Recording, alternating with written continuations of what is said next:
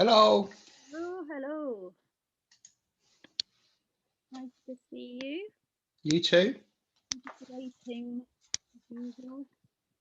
There's seven. Let's see. Don't understand what this.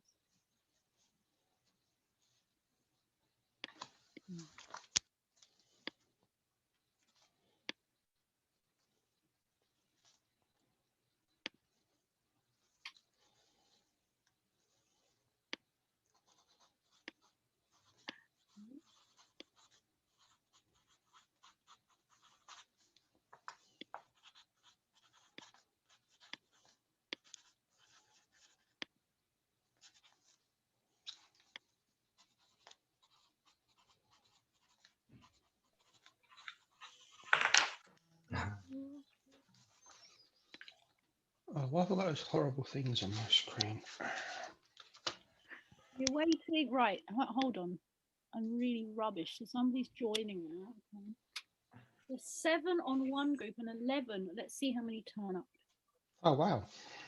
Yeah, because I put it on another one as well, another meetup. Ludo, are you in France now? No, I'm in Greece, Athens. So luxurious life you have there. Wait, so Martin's here. My Philly. How do I say your name, my Philly? Oh, Nat, can you hear me? Yes, yes. Oh. Hello. Oh. It's like it's stuck on this thing that says video preview. Yeah, it's Mythily. Mythily, okay. Yeah, perfect. Or Myth for short. Okay. So Lenaik, okay. Where are you speaking from, Lenaik? Oh, well, I live in England, but I am. Okay. Yeah. I thought maybe you were in Russia, but that's another girl that was here last time. Maybe Lena, maybe? Well, it was me. It was shortened to Lena. It's Lenaik is Celtic from Brittany in France. Oh, amazing. Ludo, where are you from in France? Toulouse, in the south. Right, so 2. Wait, there's. Okay, so far it's like 5 of us. Okay, let's but it does take ages for people to come. I give you a background, Ludo, for this one because you just joined now. So in this thing, we basically are discussing storytelling, and so we're working with a few books here. But it's not, you can get this information from anywhere. But I'm using these books, and Okay. basically story, it's like the hardest thing for me, and I never make anything with a script. So I'm never. It's a bad habit. So I'm trying to change, and I'm trying to be more structured. And so our homework on that link was to read a bit about how you tell story, and then you have to make a small script, like a synopsis. And so let's see how many people did it, and then we're going to share it today. So Okay. yeah, so let's see. So far, okay, there's only 4. I still think we should wait a bit more.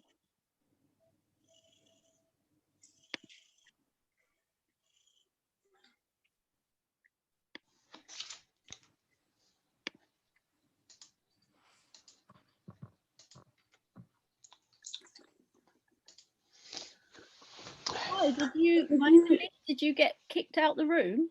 Yeah, I did. I don't know what's going on. It always does that. It's so annoying. But no, I can hear and I can see now, finally. Okay. There's actually only... So has everybody that knows about this done their assignment? Yes. Okay, good. Well, let's just start because, whether people come or not, whatever. So let's just start with Martin, because you're there on the screen. Hello. I think so. Let's, do you want to first just introduce, a little bit of your background, and then just start with the assignment, okay? Okay, I'm Martin. I'm 49 years old. I live in Daventry, Northamptonshire in the UK. I have been into photography for about 30 years, since I was about 15. I bought my first camera. And since then, I've got into photography more until about 5 years ago, when I found the whole video thing kicking off. And I've more and more got into videography, but I've always found there's no one around me that sort of does this sort of thing. And I'm always stuck by myself trying to create stuff by myself. And it's very difficult. So I was trying to find a group of people that will think like me. And even if you're not local, we have that connection that we can do this online. So it gives me a little bit of a push to take it forward. Yeah, that's the reason I made the group. Just wait a minute, somebody's screaming my name in the house, and I just I'm busy, but whatever. Yeah, I'm busy now for 1.5 hours. Sorry.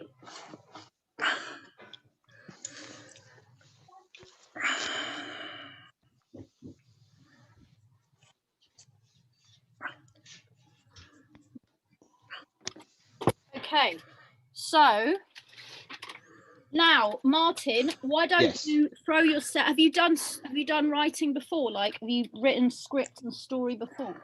In my head, yeah. We all have. Okay, well, throw yourself in it then. Do you want me to give you the synopsis as you've asked, or do you want me to go through the story first? Or As you feel comfortable. okay, I'll give you the synopsis, and you can tell me from that if you understand what I mean, and I can go through the story with it, because it's been in my head for a while. So I want to put a disclaimer in. I'm not a teacher. Okay. I never went to film school. We're all learning together. We're all Absolutely. sharing. We're motivating each other. So I may not have the answers and someone else may, or whatever. Just disclaimer, yeah, before we... Okay.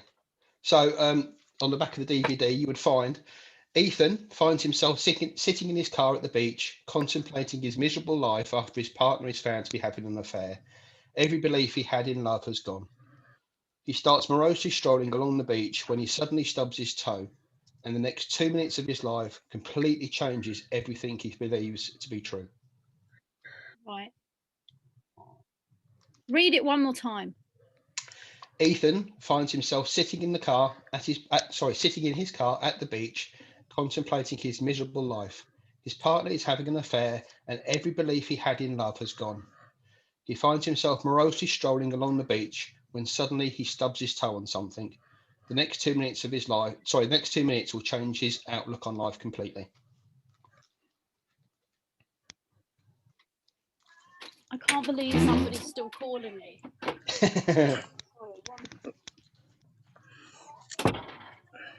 It's disconcerting.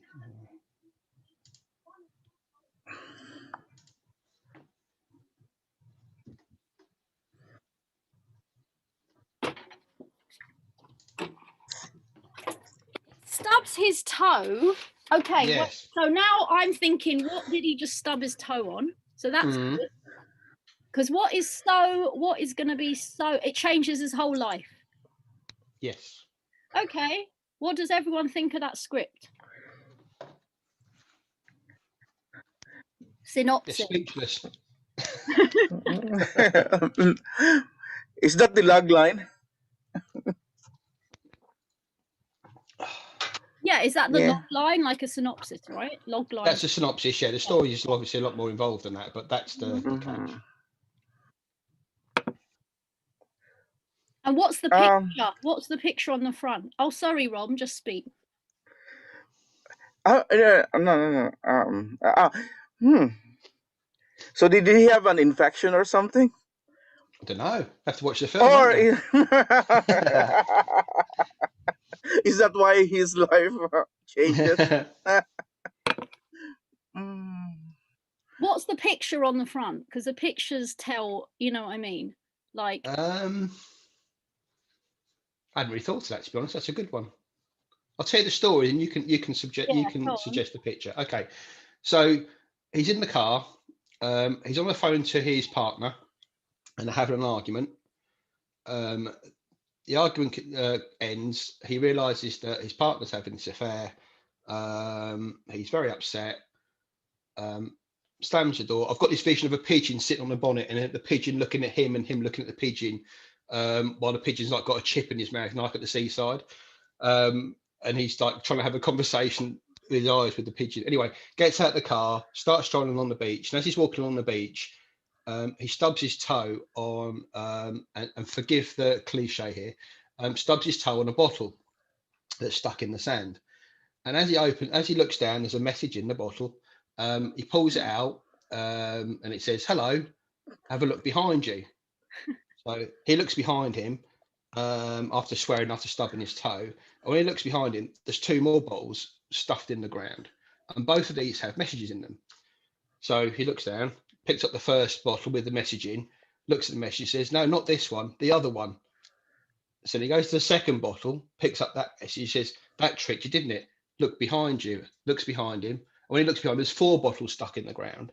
And this carries on until he picks up one message that says, "Right, now look behind you." And as he looks behind him, there's just a picture of this beautiful girl stood there going, "Hello."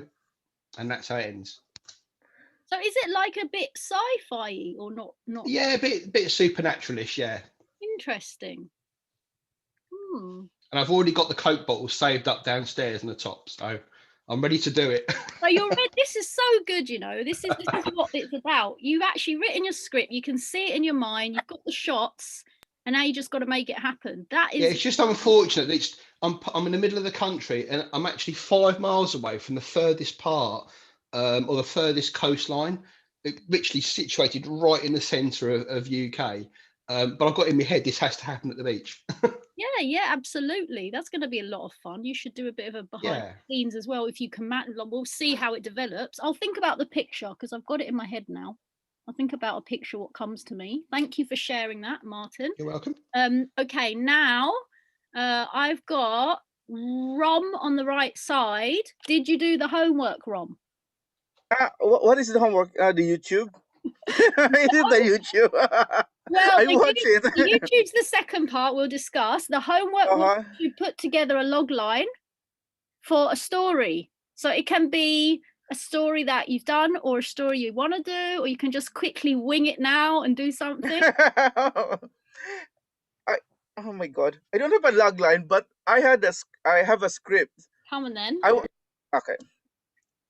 I have a script. We were supposed to shoot this one because I've been watching YouTube videos, and they said you practice with 1 or 2 characters, 1 location, and I did all that, but because of the lockdown, I can't even do it because we cannot meet here in London. We cannot meet inside the house. Oh. So the I don't know how to make the log line out, but the scenario is this. Mm-hmm. The streets of London at night, London. in the bus, there's a young girl. She's in her early 20s, and then there's this a woman inside her flat. In her kitchen, she's anxious. She's waiting for someone, and she's brewing a cup of tea or something. And she's in her late 40s, early 50s. So I have 2 characters: her, and then the girl in the bus. The girl, Louise, and then Gracious is the one in the bus. Okay. Her name is Gracious, and then she's the one she was waiting for, and she the girl in the bus, she walks towards the flat, and then she and then she came so she what you call it, rings the buzzer, and then she came in. Yeah. And then the girl on the bus is going to the girl in the flat. Yeah. Yeah. To the she's a bit older than her.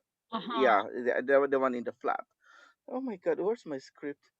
Where is your okay then. So the what did okay, so the girl said she's sorry she wasn't able to come to the funeral of Rob, and then someone cut us long story short. Yeah.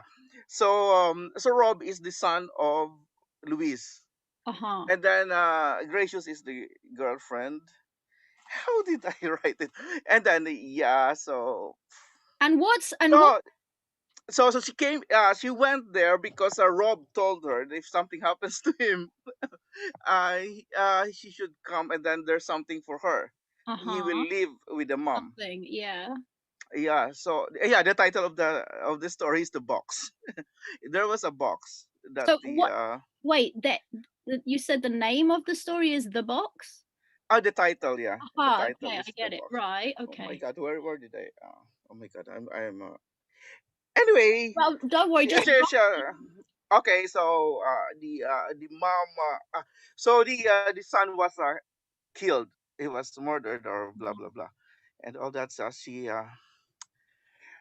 so in their conversations, they were just alluding to what happened because we won't really say what really happened, um but the mom said that she doesn't know. She was asking the Gracious, and then Gracious was saying that they were. She was hinting that they were in working for a company that assassinate people or whatever. oh. They said that because of the pandemic, there's not much work there. Mhm. But the things that are growing are these selected companies. So Mm. they hire foot soldiers or assassins and all that. Mm. And one of them is Rob. So blah blah blah. So it sounds like a mystery, but it also sounds like a good side on the conspiracy theorist thing. Like, Yeah. I mean, it's like looking into this kind of new. Are you trying to bring something to light that you might believe in, or? Yeah. When I conceived when I had the idea first, it was before the pandemic. I Oh. was just it was in 2019 before the pandemic.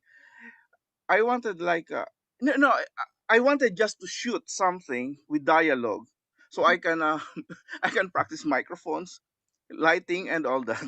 Just to that's why only two characters, Yeah. and all the other things will be just in the conversations. Uh-huh. It will come out in the conversation, and then yeah, and then one location, which is the flat. So Plus the bus, and then yeah. So it's just like a post-apocalyptic London in a Mm. few years. That will happen in a few years' time. Mhm. I don't even know how to show that it's in the future. And Mhm. then pandemic happened, so I said, oh, okay. It helps my story because we're in chaos and we don't know what's It's like going to happen. 28 days later, there's a bit of visual effects there as well. They work with a visual effects artist to create, like, to take off the layers on the scenes of the people. So like you can do that. You can create a apocalyptic scene through that. Yeah, but I'm thinking of very very low budget. Yes, I yes, don't even have budget for yes. anything. That's We what I just made, wanted. yeah, it's a micro budget. Yeah, Mhm, I mhm. just want to make it. Yeah, I think okay. So that's amazing. That's already great. okay, so she gave her the box. Uh-huh. She gave her the box. So inside the box were just like what USB sticks and all that, blah blah blah. Wow. Yeah, so that's it. But then, Some MI5 business. but then the mom said something was not in the box, but I found it, and then she gets it from where she took the box from, and gave it to Gracious. Mhm. Ah, it was a gun. Okay. Yeah, of course. She gave it to Gracious, and Gracious points it at her, and then shoots her. Wow, you've been watching a lot. No, shoots her. Hmm. But then it will cut into the next scene. It Yeah. will we will see the close up of Gracious, and the camera zooms out, and then Gracious said, "That's what they want me to do." But Hmm. when we zoom out, we see that Louis is alive. Hmm. Oh, I That means see. That Mhm. means that one was what she's supposed to do. That means there's some cameras I- somewhere. yeah, if Louis knew something about, she has to be eliminated. Hmm. If she knows something about the There's a lot of company, twists yeah. and plots, isn't it? But I hope it's a filmic language that when you when you zoom out, it's a revelation that what you thought happened really didn't happen, because he's explaining Mm-hmm. Mm-hmm. the thing, the shooting, because the shooting didn't happen. Yeah, How long is this small film gonna be? I don't know, maybe 3 minutes or something. Hmm. Very very small. That's Very. a lot of action to get into 3 minutes. Huh? That's a lot of action to get into 3 minutes. Maybe 3 to 5. I don't know. Maybe when They we usually end up shoot at it and like then it's 15 edited and minutes. then They usually go into 15-20 minutes and then you end up cutting down so much around it. You never know till you film it. And have you drawn the scenes? Have you drawn all the scenes? yeah, I did a shot list. Uh-huh. Yeah, I have my shot list, and then yeah, I don't have a script. Okay, Rom, so I don't know where let's do this. This is all very good and interesting. Let me give you the assignment for when we next meet, Okay. because it's going to get us going forward, and everyone's got their pace and everything, but we're going to try to create some kind of like, doing mode kind of thing. So why don't you work on that script and try to condense that in your mind? And you've got all the tools, you've got the script, you've got the sequences. Make it into, get yourself a log line. Get yourself a very tiny log line. It can be a 1 paragraph, but you've got to try and condense. Don't do it now. Just take a week to think about it. Condense all of this. Consider if it's, a mystery, if it's like a conspiracy thing, or whatever it is, and condense it and do it in 1 paragraph. Okay. This is your particular, I think this is where you're at, and is very interesting. So just go back over the script and see if you can clean it up in your mind to make it much, you know what I mean, condensed in a sentence. So that would be really good, and I would like to hear it next week. Okay. Okay. It's great. It's great. Right, let's move on. Thank you for sharing. Now, next on here is Katie. Yes. Hi, Katie. Can you hear me? I can't hear you. I think you're mute. Oh, Hello. Hi. Yes. Hi, Katie. Oh, Hello. hi, yes. Hi, Hello. Katie, you were here last time. Great. Yeah, I haven't done what I should have done, but I have got an idea. So I'm so sorry, but I will do. No problem. It's just been such a busy Christmas period. Totally. It's just something we put out and then, see if you can do it. So read me or share with me where you're at with your story. Okay, so it's just an idea at the moment. So I've sort of, what they say, sort of do what you know about. So the story is based on a photographer who's doing a documentary type piece, and it's called The Bench. And so it features a bench, and the photographer tries to capture people who come along to sit on this bench, and if they will, interviews them. So just a little talk about who they are, a bit like Humans of New York type thing, just a little snapshot of who they are and little interesting bit about them. And then, so some of those are interesting stories. And then I thought that we could have one person who features regularly, who doesn't open up at the beginning. Haven't decided what sex anybody is or anything at the moment, but this person doesn't open up at the beginning, but eventually the photographer, this person comes along frequently, and the photographer goes to this bench every day to do this documentary thing. And then you initially won't open up, but then gradually explains a bit more about their life.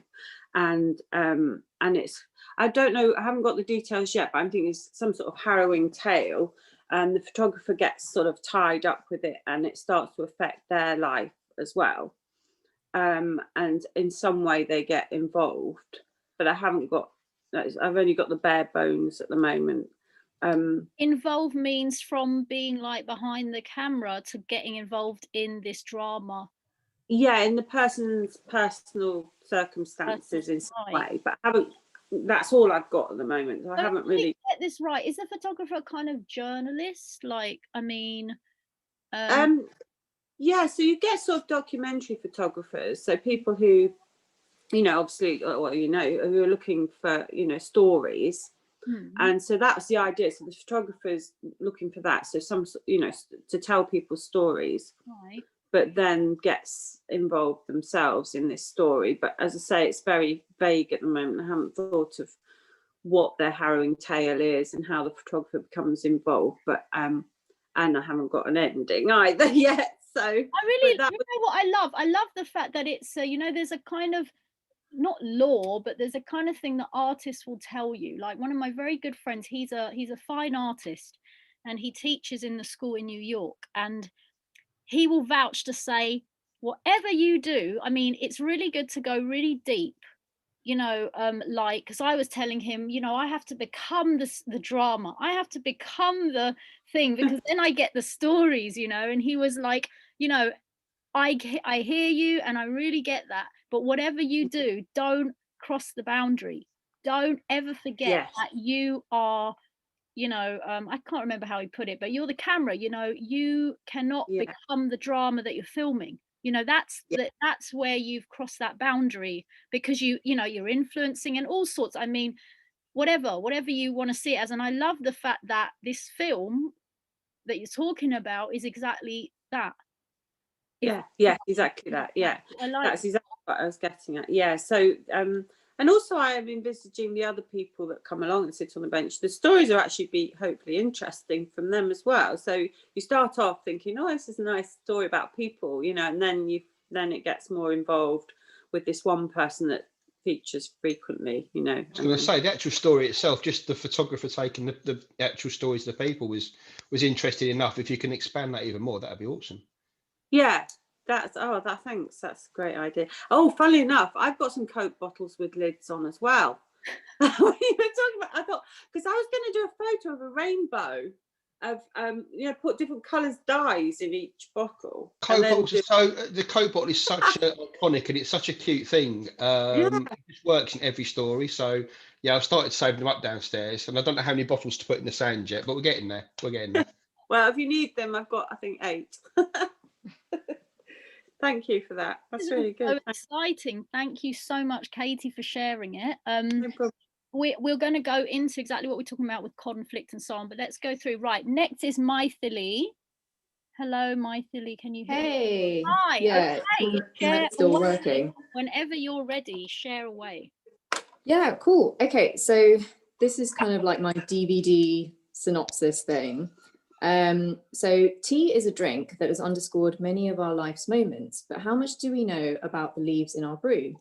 In the heart of Sri Lanka's Central Hills are a group of people that have plucked our tea for centuries. This is their story, the story of their ancestors and the price they pay for a cup of tea.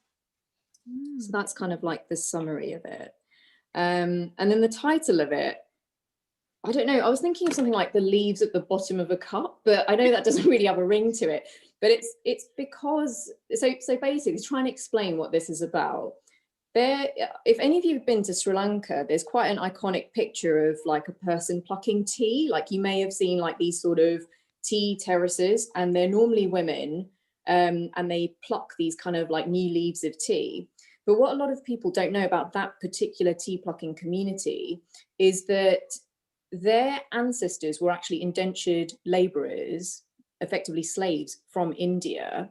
And it's a really complex story because the way that they were kind of driven out of India was that the colonials made a very kind of hostile environment for them, created a currency that they could only use in their communities, things like that. And then what they did was they offered these loans to transport these people to Sri Lanka. And so these people then became indentured laborers. So by plucking tea for free, they were kind of paying for their transportation, and they lived in these very kind of small communities. And the thing is, that's been happening for hundreds of years, and those people are still there. It's the same people. So even though these are now Sri Lankan born tea pluckers, colloquially, people call them Indian Tamils, even though they've been there for 200 years. And what's really sad about their community is that a lot of people don't know that, for example, they only got the right to vote in 1948. They're not really considered native, so they don't really have particular rights. And there's a lot of health and social inequities in those areas. So that, like, once you're a tea plucker, that's it. You don't leave. So a bit like a tea leaf, they kind of come in their prime, like a new leaf, and then their life is just drained out of them, like in a cup of tea, and then the residue just sinks to the bottom. Everything's been taken from them, and that's all that's left. And it's really sad because, well, it just is a really sad story, isn't it? It means that there's no other way out of that, and they don't see any other way out of that. So there's a lot of alcoholism, you know, domestic violence, like the normal kind of things that you would see in basically any working class community, for example. Like there's a lot of health inequalities, and they're ignored. And so I am Sri Lankan, so I've gone there for many, many years, and I've always wanted to kind of tell their story. That's really wonderful. So sorry, what's your title again? Oh, it's not great. You know what? It's perfect. It's absolutely perfect. The leaves at the bottom of the cup is perfect. Yeah, can you repeat? Sorry, what is that? Yeah, it's the leaves at the bottom of your cup, or a cup.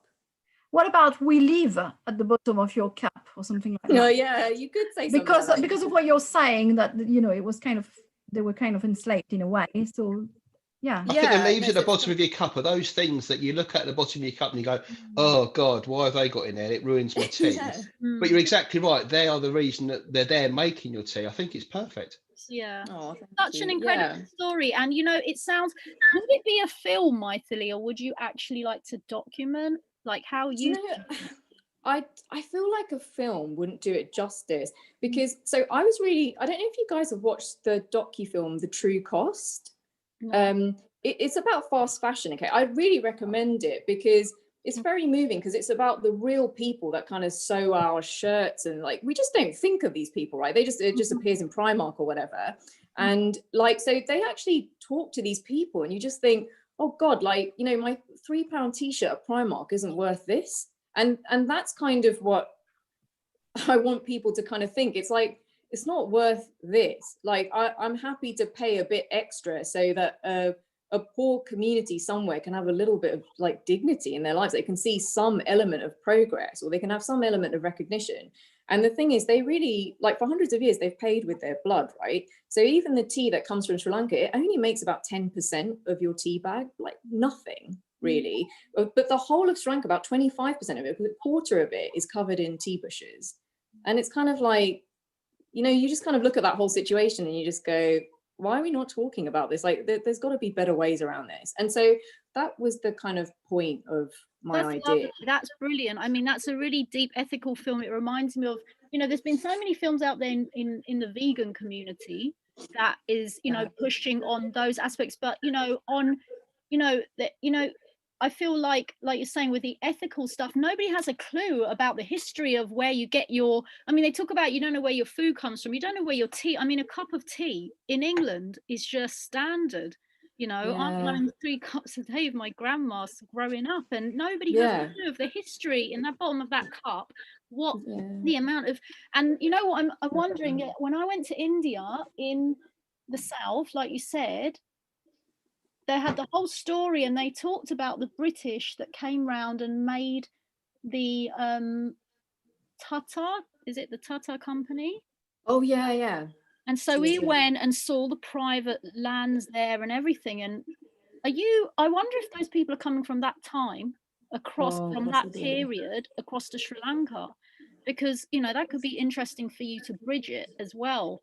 Yeah, to kind of talk about it, because supposedly if you talk to a lot of these people, like my dad's told me this, that they do remember what happened, because it's only their grandparents, right? Their grandparents, great-grandparents, it's very recent history. So they have a lot of stories to tell, but no one really asks them.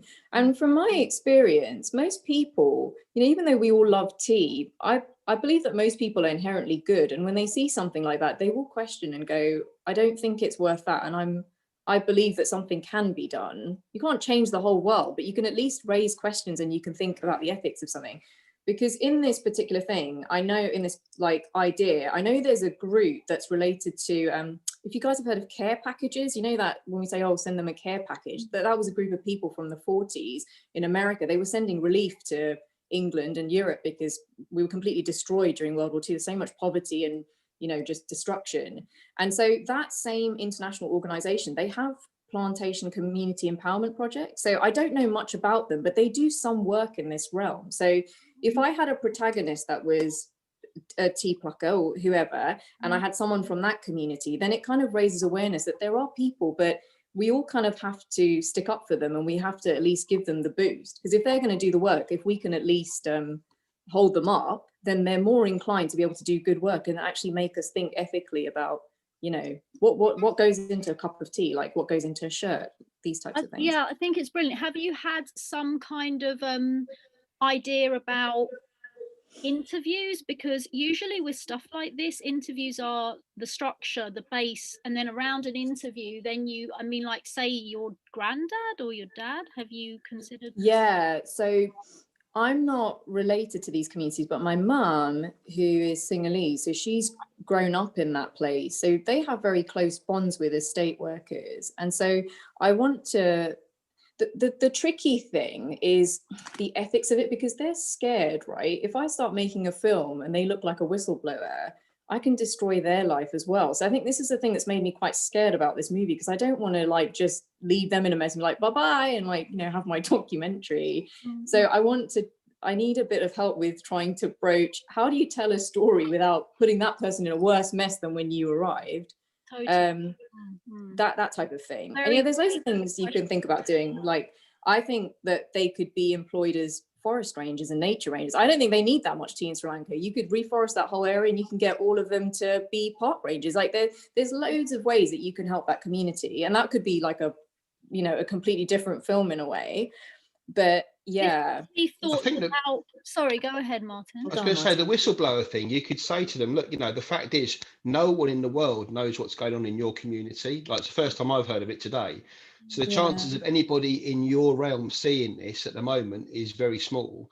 And if they do get to see it, by that point, we're at a stage where we're actually making change.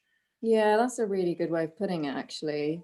That's a very, if you empower people, because I always say like the stuff I've done is like really risky as well. And if you look from an empathetic view and you know, you are kind of presenting a genuine reason to empower and you know, not to, and you've just got to work out something that's a win-win.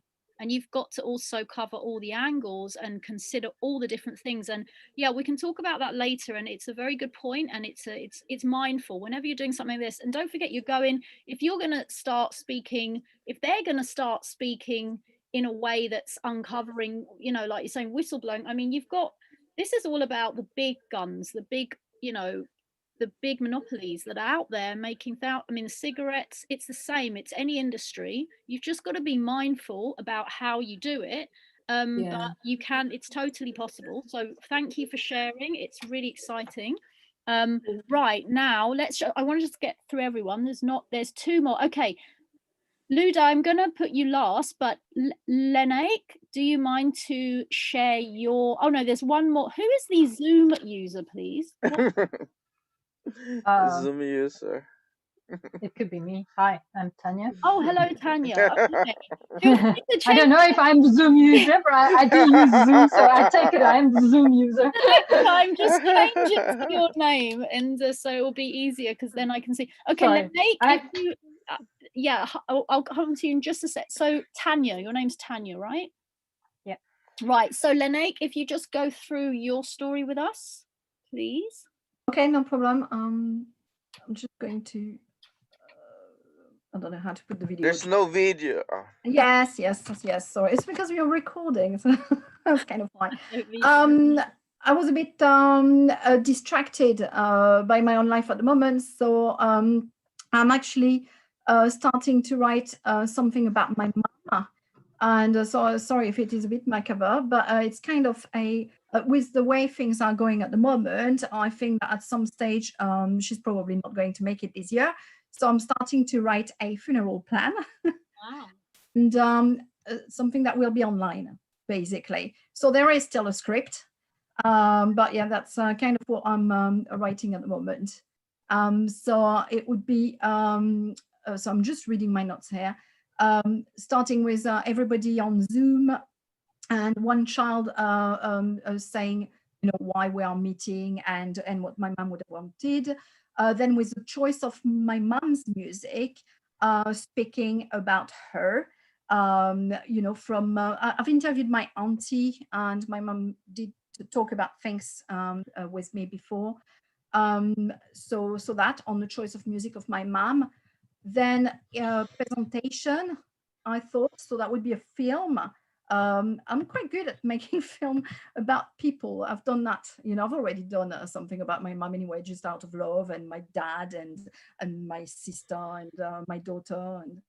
And so a film, and the film, it's a lot of pictures of my mom, of her faces, you know, when she was happy or grumpy or whatever, of little video clips. So that would be with the music in the background, but also sometimes I will make, I've done that in films before, the music will go down and you will have the laugh instead, or the silly thing that she said. It would be boring if you could hear the film all the time, but that way I think it works. Then a song that will be recorded in advance with my ex-husband playing guitar, and the nieces playing a violin and singing. Then a film. Sorry, I'm just reading out. I'm just lost because it's just I just started. You know, a film start. No, after this, I don't know, whatever. Yeah, testimonies. Sorry, from people.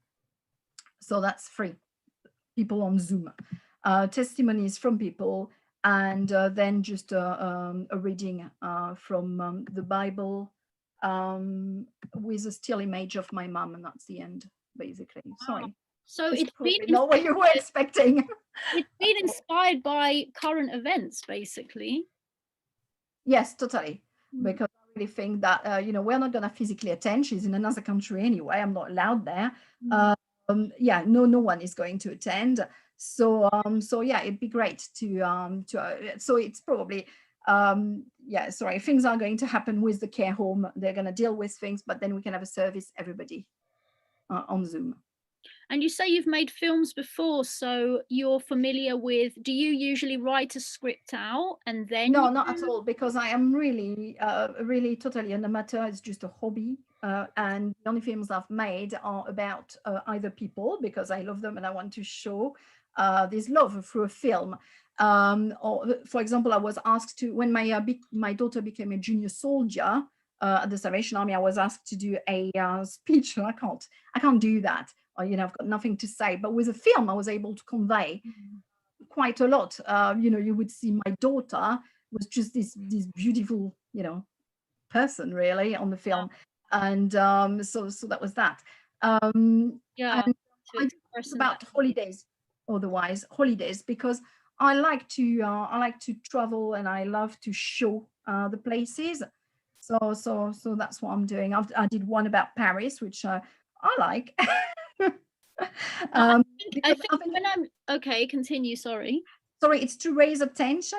Basically, the first time I did that, and then at the church, I was asked, you know, oh, because you travel, could you come and talk to the old ladies, because we ran out of things to do with them, and they can't go anywhere. They just meet once a week. So can you actually talk to them? And I'm not going to be good at talking. So that's how I started to do other films. The one about China, it was to present to the old ladies that go to the Salvation Army. And I'm yet to write to one about Egypt. So it really is to show the country. Sometimes I interview one or two people, but briefly, really. It's only, you know, short talks. Well, it would be nice to, if you don't mind, it would be nice if you share me some stuff in a private chat. And right. I would I would like to say, of course, you don't have to, but you know, with a lot of these learning curves, doing things that are out of our habits and comfort zones is quite useful. And especially if you put together stories and films from, you know, kind of thin air, it can be quite nice, even though it's challenging, to try to create some kind of grounding through a log line. So maybe with this opportunity, as we're on this subject, maybe with this one with your mom, you could consider turning that into a kind of log line as if it was, you know, a film or something, where we could turn over the DVD, do the same as Rom, and then you can share it with me next week. So this is what I'll do at the end, this, and that's why it will be a film totally at the end, because it will go on YouTube.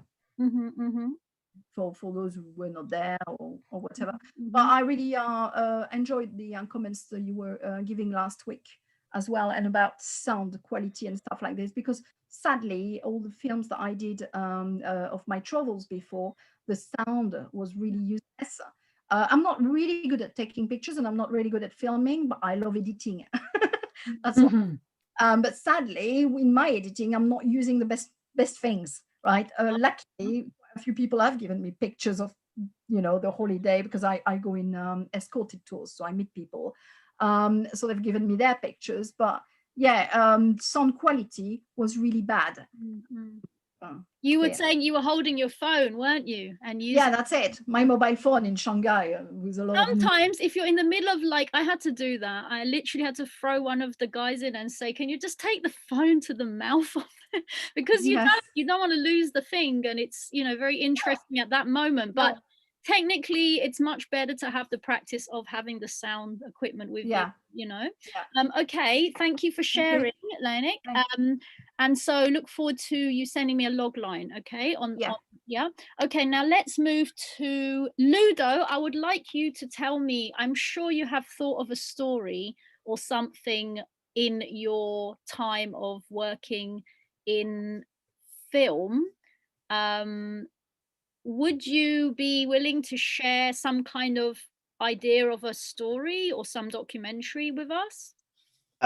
For at the moment, I don't have any ideas, but like what I did for the moment is just like tell a story about like some people who are trying to do a sustainability project, and it's what I want to do for my next project, is like to go to this kind of place where people try to live in eco community and kind of stuff like this. Okay, so you're planning for this kind of next filming project. You're saying the co-community thing. Do you have some idea at all about how you would enter this? Would it be maybe through the eyes of somebody in the community, or would it be through few interviews built up, or you have any ideas about it? Not so much, but like I think I will like focus on the main character, the guy who created the place, for example, and try to focus on his life before and how he ends to this way of life. Okay, yes. So it's kind of through his story. So you'll interview him and hear his struggles and his opinion, and then you'll wrap the film around it. Oh, very good.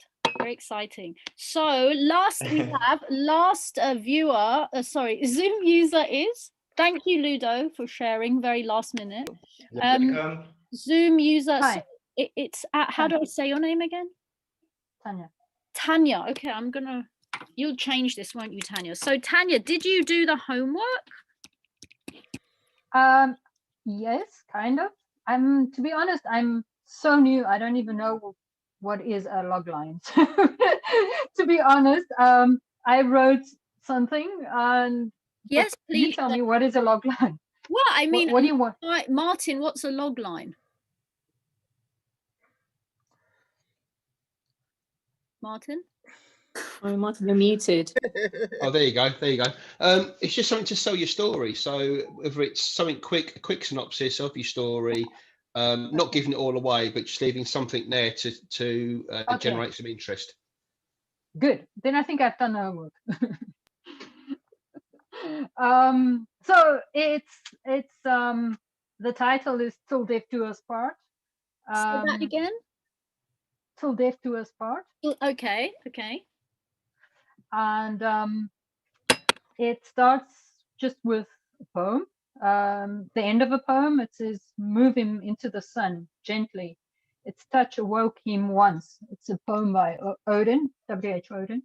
And it starts with the girl in a school class, and the class is very nervous because they just got told off for making a racket. And she goes and she reads this poem, and everybody's very quiet, basically because they were told off, but also because it's quite a sad poem.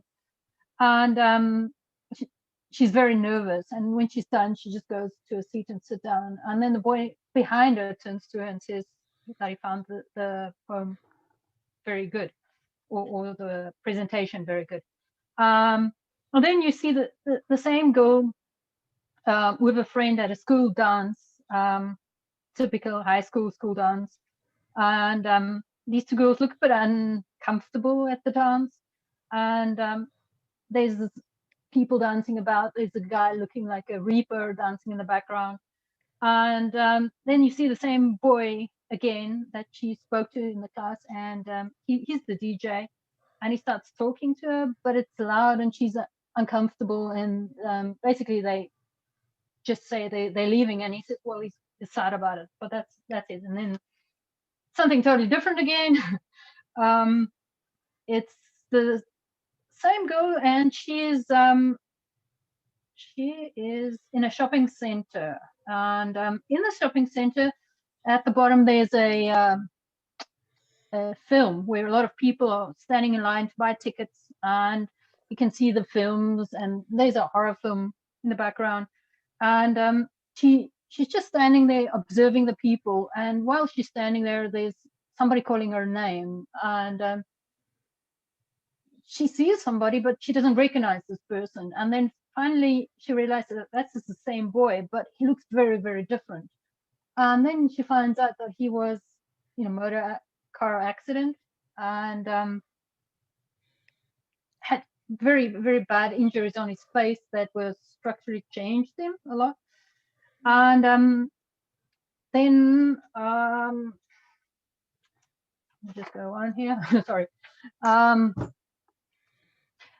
girl is at a university, and there's a okay, how can I say it, like a banquet where everybody comes for a dance, and she's taking photographs of the people, the two couples basically, in their fancy clothes. And then the boy comes with his girlfriend, and he just speaks to her and says, oh, it's nice to see you again, and I'm glad to see that you're still doing photos. And then she says, oh, she never realized he was that important. There's a lot of his family's names on a plaque with all the family in the past that attended this university, and they come from a long line of those people. And then at the end, she hasn't heard of him for many, many years. And then she goes into the internet and tries to find him, but doesn't find him. And then shortly afterwards, she hears from somebody who said he died in a motorbike accident, and he was dead for a long time before his family even realized that he was dead. So basically, it's about death. Well, how long would this be? How long? I reckon 20 minutes to a half an hour. That could be okay. Well, again, your homework would be to compress that into a log line. You've obviously got the whole structure of the script. I can hear it clearly. So you would be compressing that into a log line of one paragraph or a couple of paragraphs, I think yours one, and something you would pick up on a DVD and look at the back and understand, right, if I watch this film for 20 minutes, this is what it's about. So okay, that's going to be your homework, and sharing with me on a I'll put a link on for next week. Okay. So thank you for sharing that. And I think we've moved on to the subject of basically stories in general, and they're the main crux of stories. So with stories, like I've never made a film. Okay, I made one film like a few months ago, which I'm still working on. But basically, I usually do something that what Mythili or Ludo was talking about, where you go somewhere and you just kind of create some kind of, you have some fascination with something and then you find a story from that. And that's different in the sense that sometimes the story weaves itself. But in general, all story has to have conflict. Technically, it has to have conflict because you have to be interested. Like people have, in the end these days, it's like, it depends on your audience. And like I always say, just do things for yourself first, because if you're trying to do something for others, there's always somebody that's unhappy. There's always someone that's going to have a different opinion. So you've got to be happy first. But then, of course, people's brains want story. They want drama, they want unfolding mystery, and they want conflict, because they want, the human wants to see how you get over that. So you're winning the hearts and minds every time with what you're doing. So when you on that link, it's like 5-finger thing, and it explains about the story arc. But there's also like a different way of telling, which is the hero's journey. I know Ludo shared that, the hero's journey, and that's kind of, again, the kind of internal mirrored external journey of a hero, going through their plots. The main thing about whatever stories you do, you should be just thinking about the mystery, the conflict, the solution. And there are percentages, but it's not that important. It's like an intro, 20%, 50% maybe the center part of it, where you're getting all the bits and pieces are sticking together, and then you have the twist, and then you have a kind of conflict, and then you have a solution. So there's a kind of theme. But I do suggest, while we're on this, I do suggest getting either a basic book like that. I like this book. Making a Good Script Great, because that will really tweak type of storytelling. And I do like this book for documentary. So Mythili and Ludo, I like this book. And they've been really helpful. Not totally, because I'm not really a book person, but and I want to say there's another book when you come to editing, which I think everyone should get. It's called In the Blink of an Eye. And that's a brilliant book. That has changed my editing. There's also a lot of YouTube channels out there that are really, really helpful. You want to share some? If you watch Lessons from the Screenplay, that's where, as a guy literally breaks down some of the major feature films, and he'll take those apart. And that's more to do with the construction of how the actual film's been edited, as opposed to more in basic stuff that we're into, that we've got to get our heads around first. If you haven't watched Film Riot is a great channel, especially for people like us. If you go back to their earlier stuff, a lot of their early things is basically where we are now. And they've taken themselves into a film production company now. But a lot of their early stuff is very applicable to what we do. And if you haven't watched another guy called D4 Darius, he's another filmmaker who again started very small. And I think sort of along your lines, where he's now produced some major feature film. But he still talks to us like we are who we are and where we are. So he's another one to watch out for. Wow, thank you so much. Can you share on there, Martin, on the right, on our little box? If you don't mind, you could maybe put the links or something if you've got a minute. That's really, I wrote mine down, but that's really useful. Yeah, I've heard of one of them for sure. You're on mute. You're muted. I can't hear you. No, I can't hear as well. There we go. Sorry. I was just saying my camera's there, but my screen's there. So when I'm looking that way, I'm not ignoring you. Oh, okay. No problem. Right. Okay. So, right. Let's go to the homework. And the homework, okay, that was part A of the homework. The second part of the homework was to watch the small clip which was the second episode. Who didn't watch that? I Zoom. didn't. I didn't. I don't think I got a link. I don't know. I think it was on the meetup. There was a link to a YouTube. Yeah, there's a link there. Yeah, Oh, okay. yeah. Oh, sorry. Okay. Okay. I missed it then. The thing Yes, me too. probably will take 11 minutes or so for you guys to watch it. So you can watch it while you can mute and watch it if you Yeah. want, and then join us. And I'm going to start talking about it with everyone else. So do you want to go ahead and where's the link? I'll put it in the chat.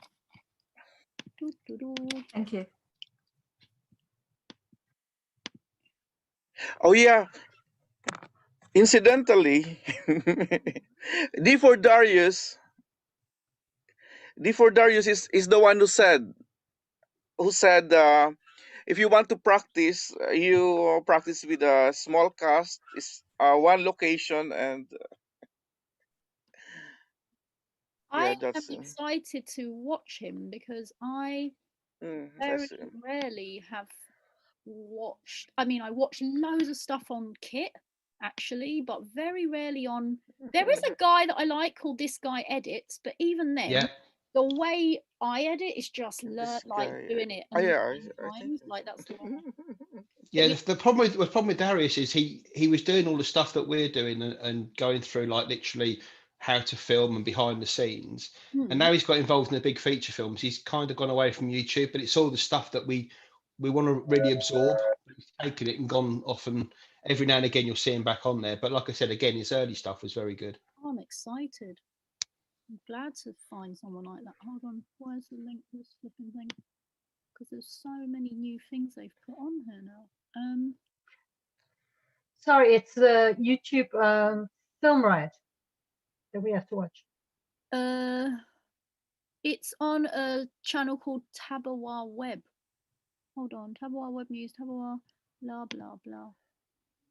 Tabawa News, where are the episodes? the title is Life's a Bitch. Oh, here we go. Finally. So you're saying you only take... I'm gonna put it on here. Lene and Zoom user Tanya. I think I'm gonna have a new name now. Ludo, if you want to go, you can. If you're busy, otherwise you can watch this link and maybe you've even seen it. So we're gonna discuss. Okay. Yeah. I will watch the video and after I will leave. Yeah. Okay. Fine. So we're gonna discuss about how this video makes whether there's enough story to keep us watching and what grips us, what grips us about this and what could be better or what bores us, what makes us bored, what makes us want to turn it off. So Ludo, yeah, if you want to watch it like the other two and mute the thing, and either you can go, you can come back to join in as you wish. So I'm going to, okay, well, whoever saw this video, what story is being told on this video?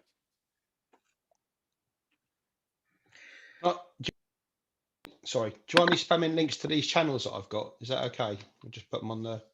That's fine. Yeah, that's yeah. These ones on the right. Yeah, this is perfect. Perfect.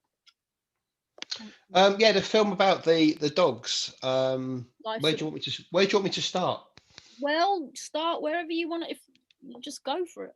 Okay, so I thought it was a really interesting episode, but and I know I'm not one to criticise being where I am, but it could have been done better. I thought the initial anger, that first 1 minute or so clip, then it goes away from that into the drone shots and the opening shots. That to me isn't appropriate for that kind of documentary. I get they're trying to enhance the story and bring out that conflict, so you're always waiting for that to come out. But to me, you never see wonderful a David Attenborough film start with a shark eating all the fish and then going off to something else. That's always later in the story. I just think that the opening scene should have been the drone shot on that, rather than the and forgive my political assumptions here, but if you have a person talking in a language that's not native to them, and the American lady was literally talking over to him and trying to get her point across without him letting him speak, your immediate sympathies go with the guy who's trying to speak, rather than the woman that's trying to actually get the right thing done. And throughout virtually the whole piece, I think it was 11 minutes long, but for 9.5 minutes, I had sympathy for the guy from Myanmar who was put in a position, it seems like, to look after these dogs where he wasn't capable of it, until you see the last minute and a half where the dogs are literally suffering and dying in front of you, and then you think, oh my God. And that to me should have been the bit that really got you. But I wouldn't, if you hadn't told me to watch the film, I would never have got to that last minute and a half to see the horror, because I've been put off by the first 2 minutes of the film. So what I get what you're saying is you sympathized almost instantly with that monk because of the way that she was talking him down. So, yes, absolutely. And that could have just let you thinking, oh, this poor monk, and then shutting it off after 10 minutes or whatever, you know.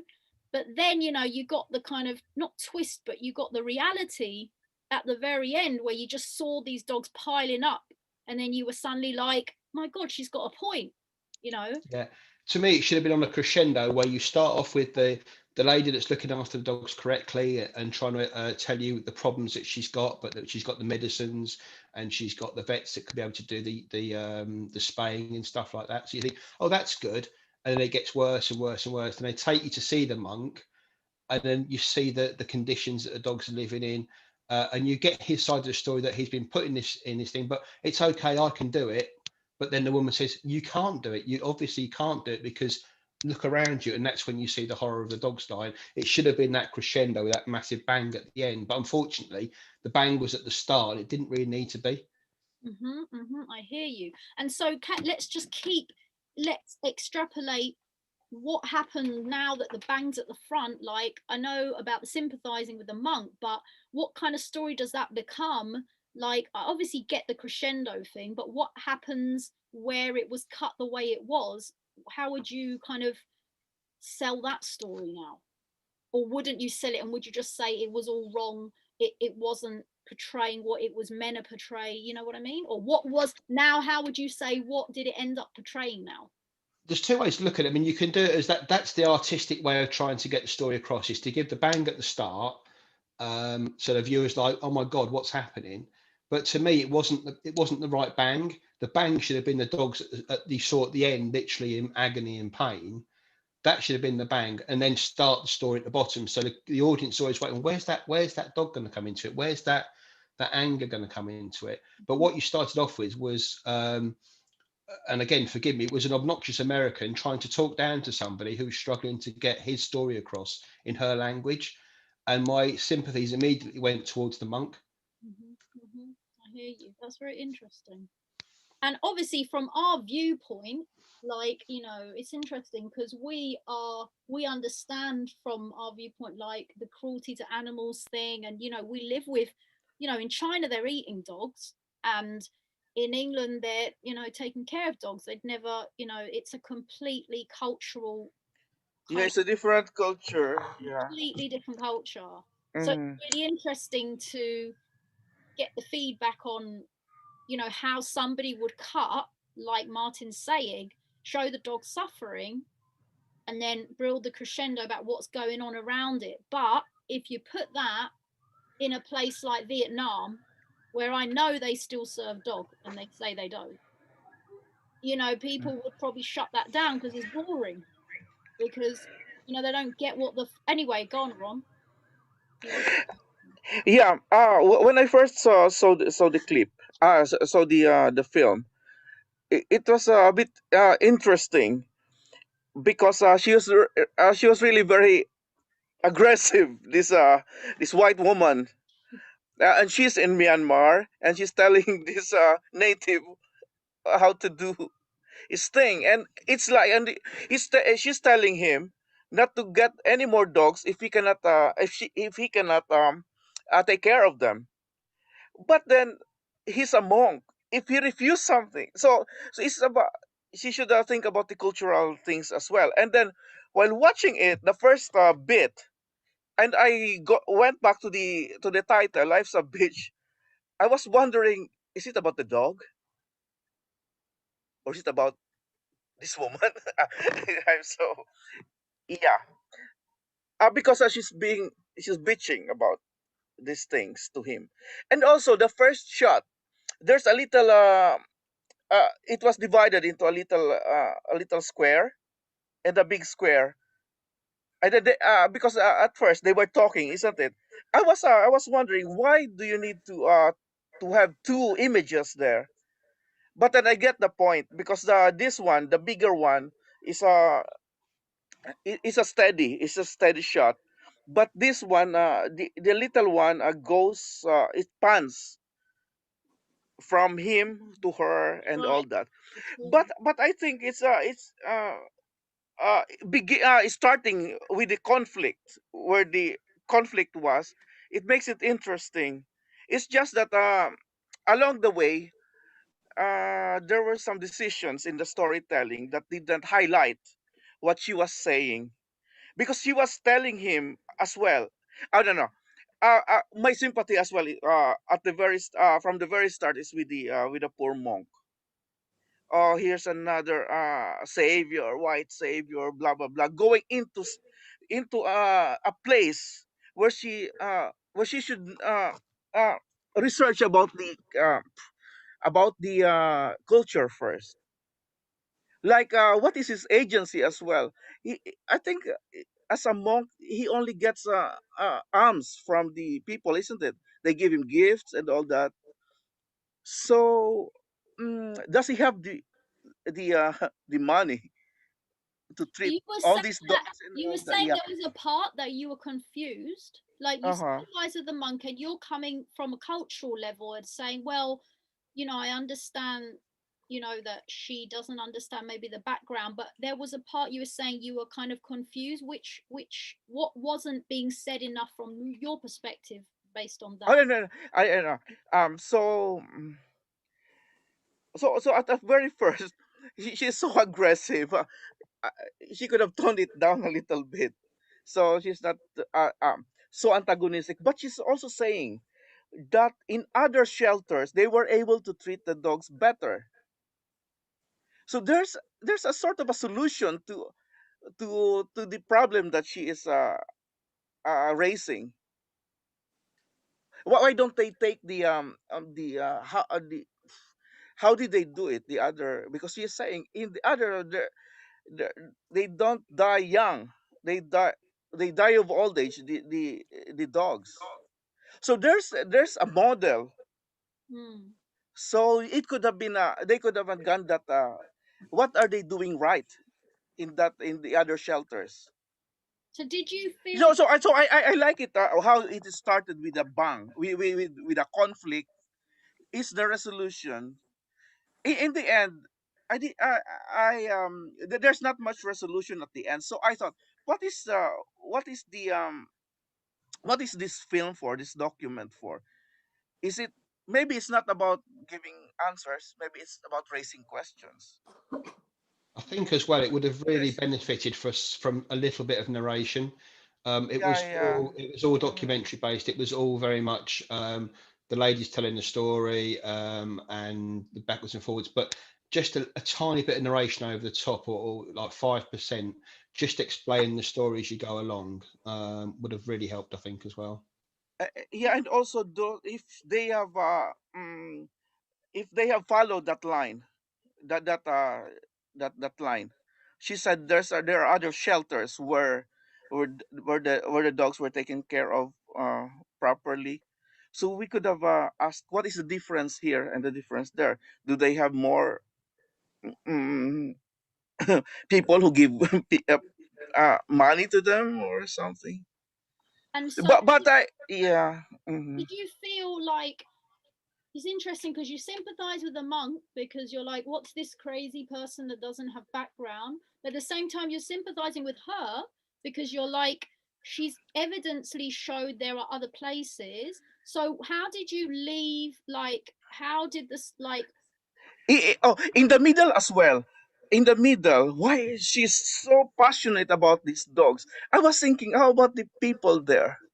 The children there, are their lives better? Why is she concentrating on the dog, not the Anyone humans? catch I about don't know. like? Yeah. Did anyone catch about the? Thanks for sharing. Did anyone catch about that? The Dharma? Is it called Dharma? Like the Buddhist Dharma? Yeah, the teachings of Buddhism. Teachings where the monk, the Sayadaw, actually speaks, and that goes into the film about, and I think he talks about karma. Did anyone follow that part as another layer of, let's say, definitely explanation behind? Okay, can we talk a bit of? It was like lifting guilt, wasn't it, from the people, so they didn't have to kill intentionally the dogs. They could take them there and have the guilt lifted from them, and so he would just let them die there, which I thought was awful. And also the fact that, as the other guy just there, I didn't catch his name, was saying, but about the workforce, where he said that they were supposed to be building a shelter for them, and he hadn't. Yeah, the one who's the one who's in the existing shelter. Yeah, okay.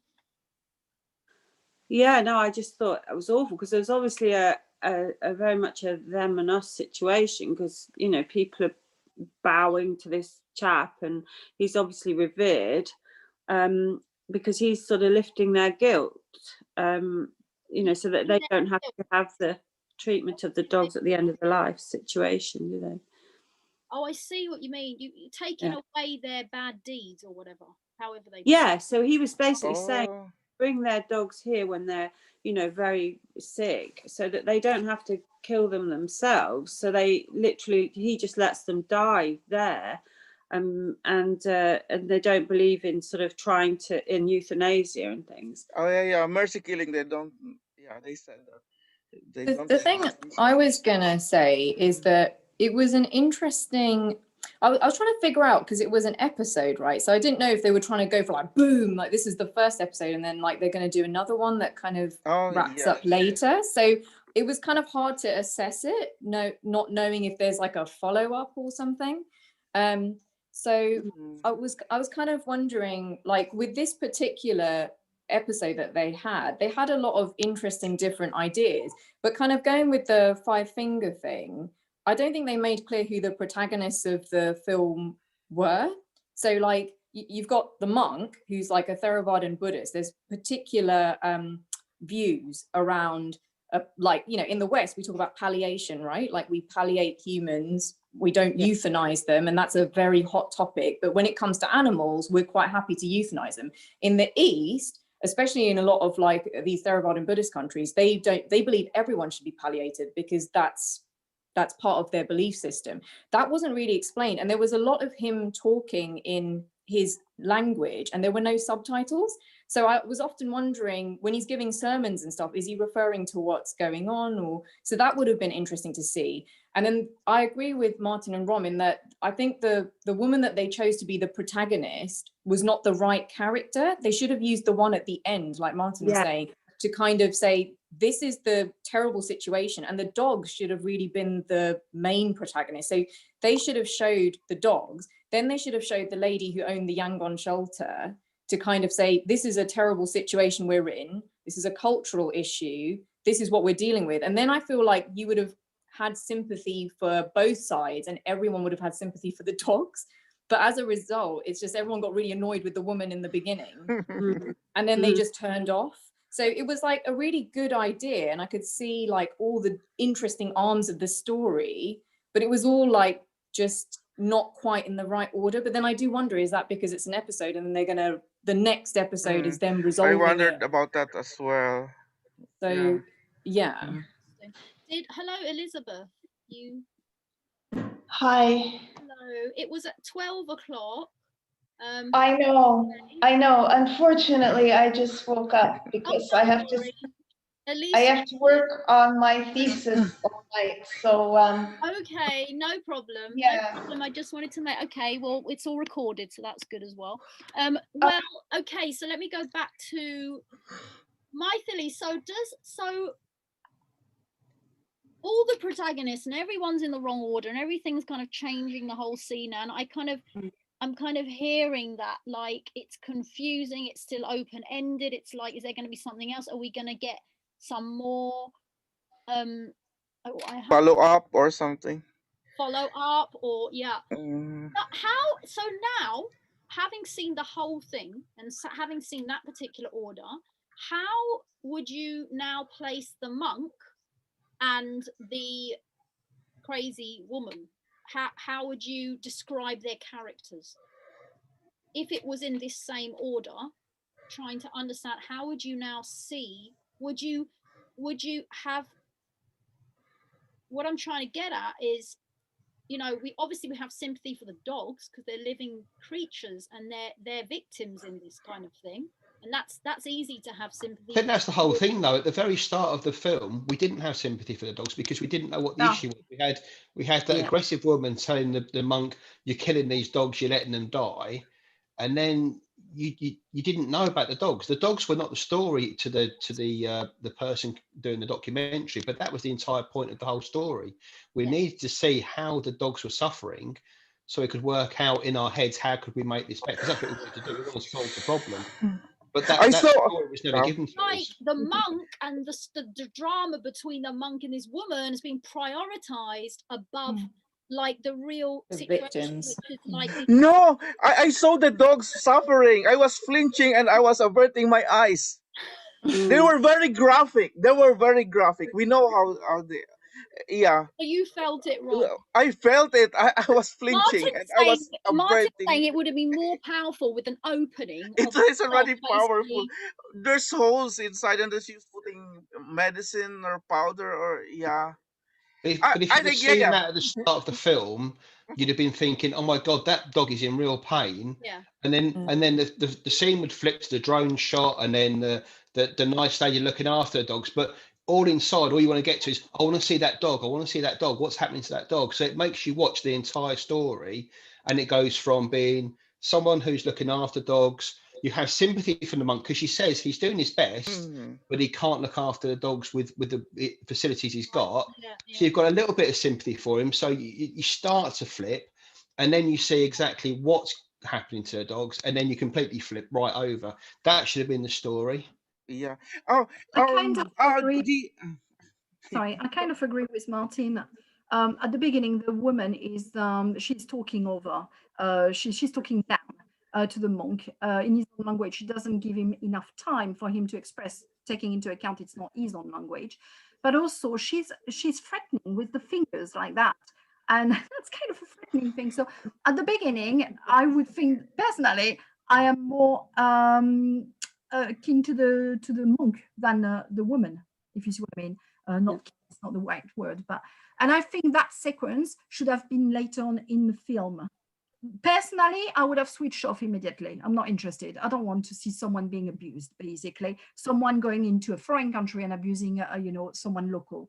I don't want to see that. I would have switched off already. So the story wouldn't have come across.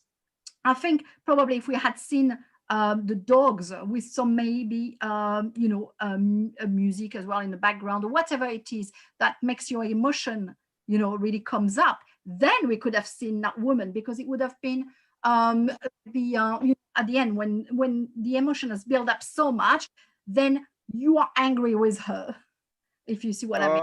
Okay, all right. Okay. So I thought maybe there should be some narration as well to tell you what was going on, because I was a bit lost as to what was. They kept flitting from one, dog sanctuary to another. I didn't really know what was going on. So, yeah. I totally get that. I was confused, and I would have liked narration as well. I just want to close this thing on having, in terms of subject order, as a viewer on this, how would we place the monk? So the story around, like, let's say the editor or the director's bias, okay? How do we see the bias of the director with the monk, the woman, and the dogs? Let's have these three, let's try and... Is it the director wanting to get across to the audience just how bad the monk was treating the dogs, but that wasn't the story. The story was these dogs are suffering, and how can we put that right when we know it can go right in other areas in the country. And I think that was the story. But the director, who was obviously one of the filmmakers, wanted to get across that they couldn't believe, like you said with the finger, I'm so angry at you for doing that, which I get, but you're right, that should have been 70-80% into the story, so you can, what I'm saying, you can be angry with them, because her point was exactly valid, entirely valid, but it shouldn't have been at the start of the film. You should, the director should have allowed the audience to get to that stage first without telling them. I mean, it's something one of those books, and you'll hear it in the stories as well, is you don't tell the audience a story. You have to give the audience credit to get to that point themselves. And to bash that in their face in the first 5 seconds of the movie, I think was completely wrong. Maybe what they could have done is each. Oh, sorry. No, sorry, I agree with you. And I was going to say what I think it's you. I can't remember who said that.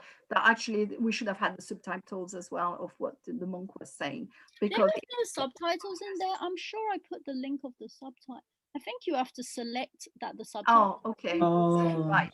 It's on YouTube. Sorry, I think it's the subtitles on YouTube. It wasn't turned into the film. Oh, that would be why. I was going to say now, if you wanted to try and present both sides of the arguments and the dogs, what you could do is with the monk, you have him explain how he's arriving at his point of, well, these animals are to be palliated, I'm not going to intervene with euthanizing them. Then you could have the lady who feels very frustrated. You know, if you got her even crying or something and explaining, I'm so frustrated that, you know, these dogs, like, back home in the States, we would do blah, blah, blah, blah, blah. I can't do that for them there. Then you kind of, it evens the playing field a bit. And then you just think, okay, these people are in individually dire circumstances that they're really suffering with. Then you could put the lady at the end in the middle, who's kind of like a mediator where she just irons things out. And you could overlay that with lots of shots of the dogs in either of the sanctuaries to try and understand the points of views of all parties involved. And I think that would have then made, it would have put the monk on even footing as the first lady, as opposed to just starting it in that way where everyone felt sorry for the monk. Basically, that's what most of this group has said, instead of the actual victims of the whole thing, which is the people that aren't speaking, the dogs. It's really, really interesting. It's all really great insight, and it just shows you about the way when you cut a film, how confusing, how wrong, or because actually everything's got a story and a reason behind it. Possibly if you ask the editors, oh, why did you do that, they're going to give you a whole 5 hours behind why they put that there. And you know, everybody's got their own view, and everybody's trying to, in some ways this comes back to bias, and like, what do you present and how do you, because you know, like my Philly's saying, you know, how do you go into a place where, you know, everybody drinks their tea and really people are slaves? You know, people cannot even know their empowerment because of ancestral history that is kind of, you know, it's a little bit shocking if you want to expose it fully for what it is. And how do you do that with playing it safe? So you're not, you know, you don't want to get in trouble. You want to tell the story, you want to honor the story.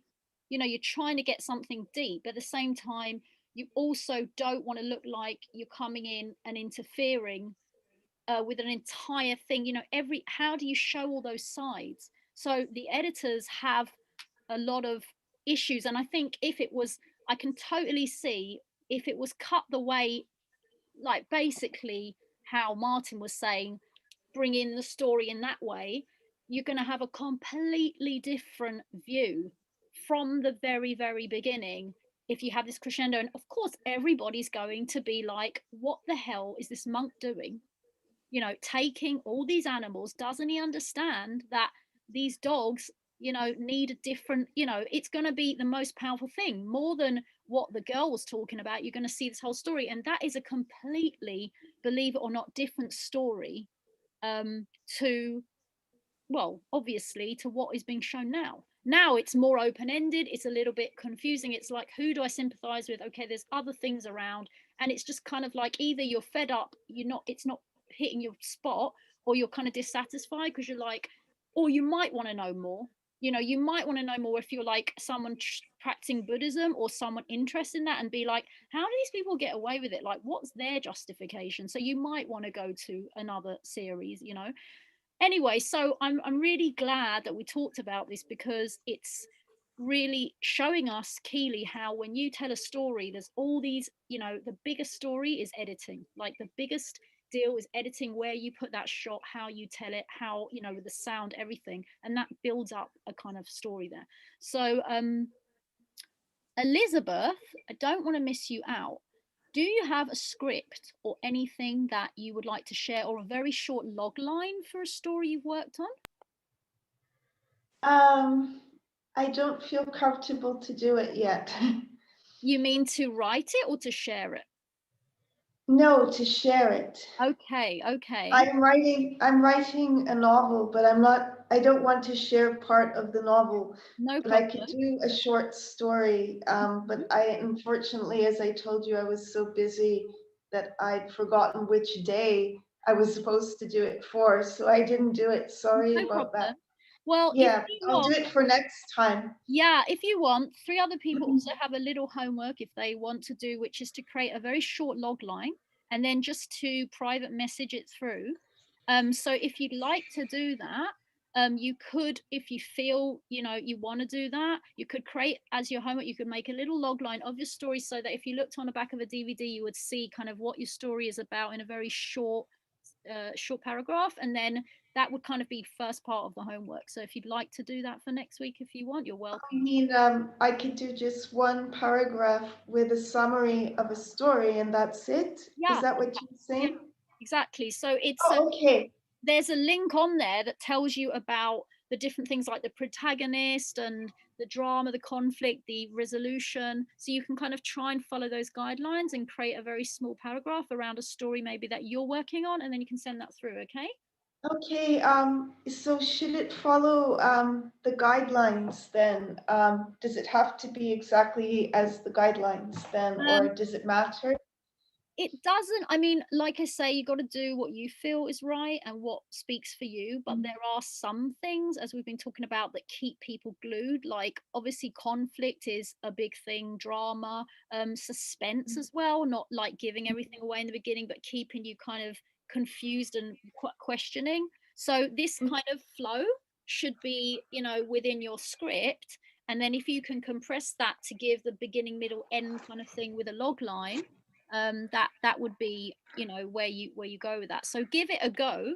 And if you have, I had planned to do it for this time, and I'm sorry, there were a lot of things going on and I forgot exactly. Yeah, this is just a lot. This is just a bit of fun. It's not, you know, there's no, it's good. It's very helpful. And is it written as a script or is it written as a narrative then? Is it written as a script? I mean, a script is like pretty large compilation of like your sequences, whereas a log line would be like more of a narrative, maybe, as you're saying. Once upon a time, I mean, well, for us, maybe it's my version of English, but we would say in Canada and Australia anyway, we call a script like a film script where it just has the names of the speakers and the lines, that's all. Or do you want it to be a narrative, like a prose, like what we would read in a novel? Like which style would you like, or does it matter? I think if you imagine you're trying to sell your story to us and we're sitting there with money to spend on your film and you've got a minute to sell it to us, that's what we want to hear. Give it to us in a minute. What's your story about? How will it work? Yes, but do you want it written up as a summary from a novel, or do you want it written up? That's up to you. If you had to sit in front of 3 people and you had to sell your story to them, how would you do that? And if that's you writing a script, then do it. And if that's you doing a narrative, you do it. I can summarize one of my novels. Summarize. So I'm letting somebody know what the novel is about. One of my concerns for that is I don't want somebody else to get an idea from what I'm doing. I mean, I'm sure we're all very honest people, but I wouldn't want somebody else thinking that's a good idea and doing it themselves. We've all been there, don't worry. You can tweak it and you can change it around so that it's not exactly what you're doing. It's just to give like progression and a feel that, oh, this is really interesting, I want to watch this film, or I'd like to read it, you know what I mean, that kind of thing. Okay, so I changed my actual story a little bit so that people don't know exactly what I'm doing then. Sure. Okay, yeah, that's a good idea. That would be helpful too, because I suppose we give each other feedback, don't we? Yeah. So that would be helpful. Yeah, that's the idea. Right, we're at 1 minute, but half one, but I'm not in a rush. If anyone has to go, please go. It's all being recorded. So we've gone through the 2 little assignment things. Is there anything more that anyone wants to ask or talk about? Just totally bear in mind that I am not a script writer. I'm not a person that it's really hard for me. I can share something I've done, but it is just really, I'm in the same situation as everyone here. Does anyone want to ask or share some challenges that they feel with the subject of storytelling today?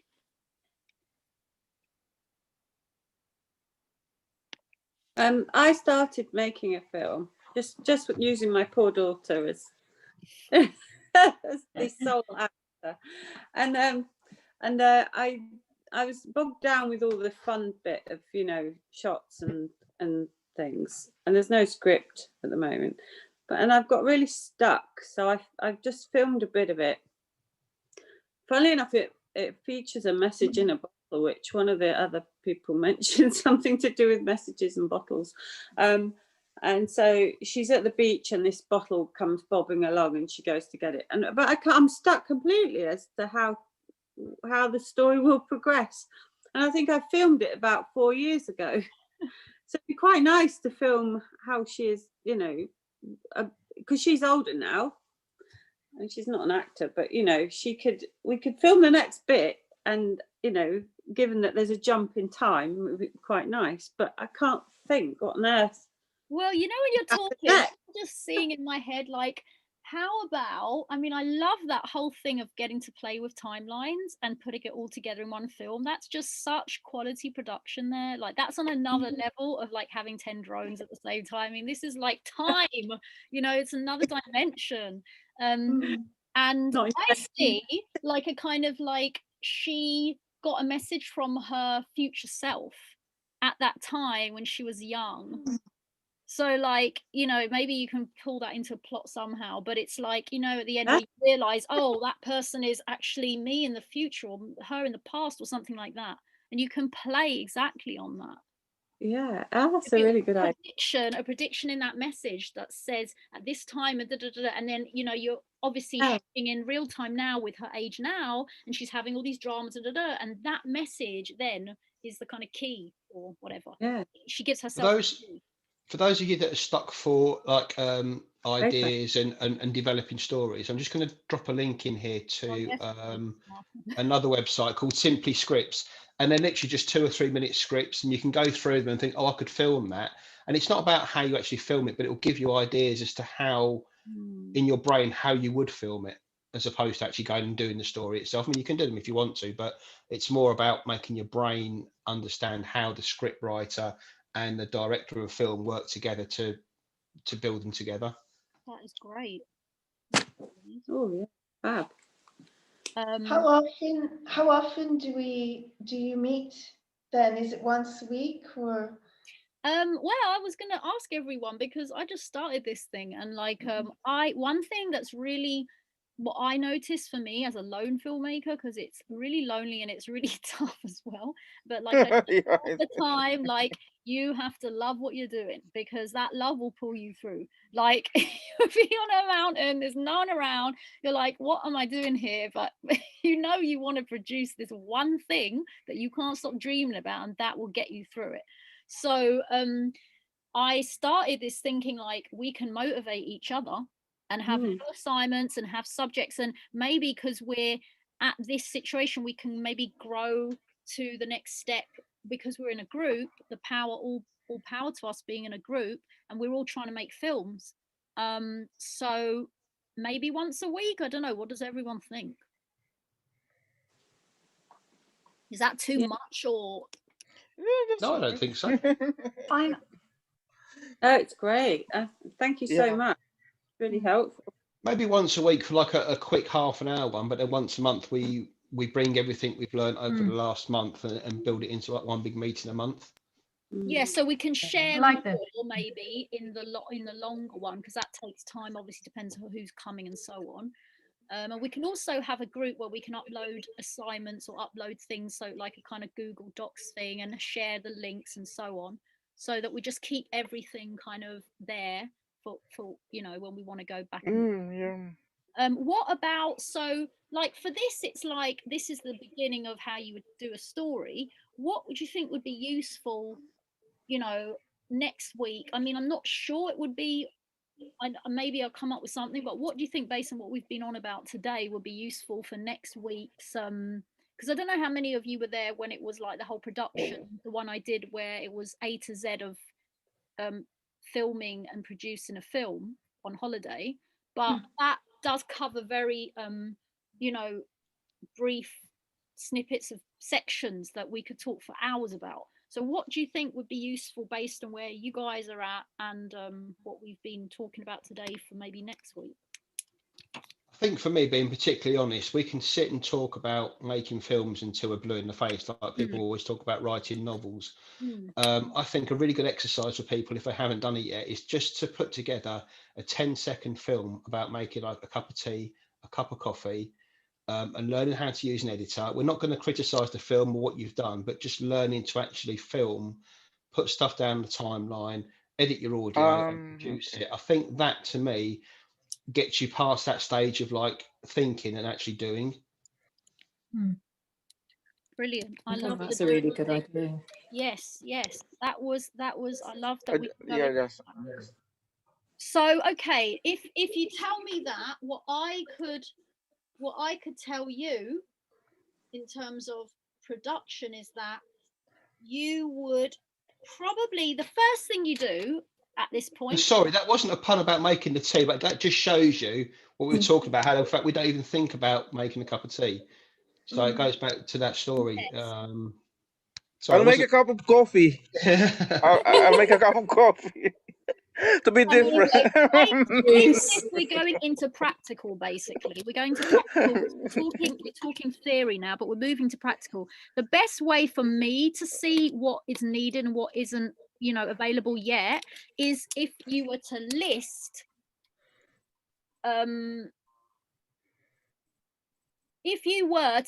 with where you're at, how you would start manifesting your film. Because when you start listing things, it's like when you say to builder, I want that room painted, or I want that room done. And he's like, right, well, what do you want done? Do you want the architraves put in? Because if you put your architraves in, we're going to have to make sure the walls are level. If they're not level, there's going to be these things that you have to do behind it. It's going to cost this much. If they are level, then this is going to be this much time. And then you're going to have to finish it off with the paint, but you're going to have to fill and sand. So when you, at this point, it's always airy-fairy, because it's like the motivation behind doing what you're doing is there in a kind of mystical story, right? But then when you actually come to the crux of the filming, it's a whole other world. So rather than me feed it to you, each of you, the best way for me, because I love people being self-empowered, is to write down, you got your log line. If you haven't got your log line, okay, and listen, Ron, this can just be a little bit of your film.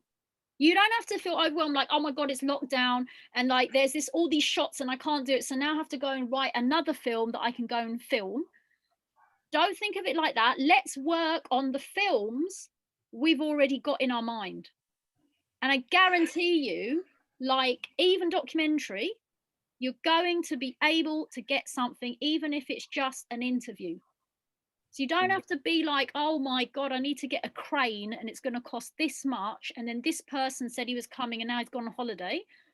Let's just do it and let's just make it work. I already did a 2-minute film. The crane. No, I already did that. I think it's 2 minutes or 3 minutes film. You already shot something? Something, yeah. One character, one location. That's as it. That's Divor all. Darius said. This is what I'm talking Now about. This is that what. was that's why this one I'm progressing to 2 characters and 1 location. Yeah. Brilliant, brilliant. So let's go back, because what we want to do is we want to, as Martin's saying, we want to get a bit practical. We want to open up the can of worms because we want to see what it is that is stopping us, what it is that could be improved, and what, you know, we said one thing to the builder and we got something back because we didn't really know what we were saying. We didn't really know what we wanted. So to know what we want is literally to create from A to Z, starting from that log line, some idea on a sequence. So let me, because I'm just flinging it out of my head as we're talking. If you haven't done a log line, create your log line of something. Yeah, I will do that kind for this one. Something you're working on now. Let's not make anything up. Let's build the thing we want. Then from that log line, let's choose a small sequence. We haven't even talked about plots and summaries and sequences and so on, and you can read all that, but just see a scene in your mind from that story you've got and put it down on a piece of paper, like expand that out.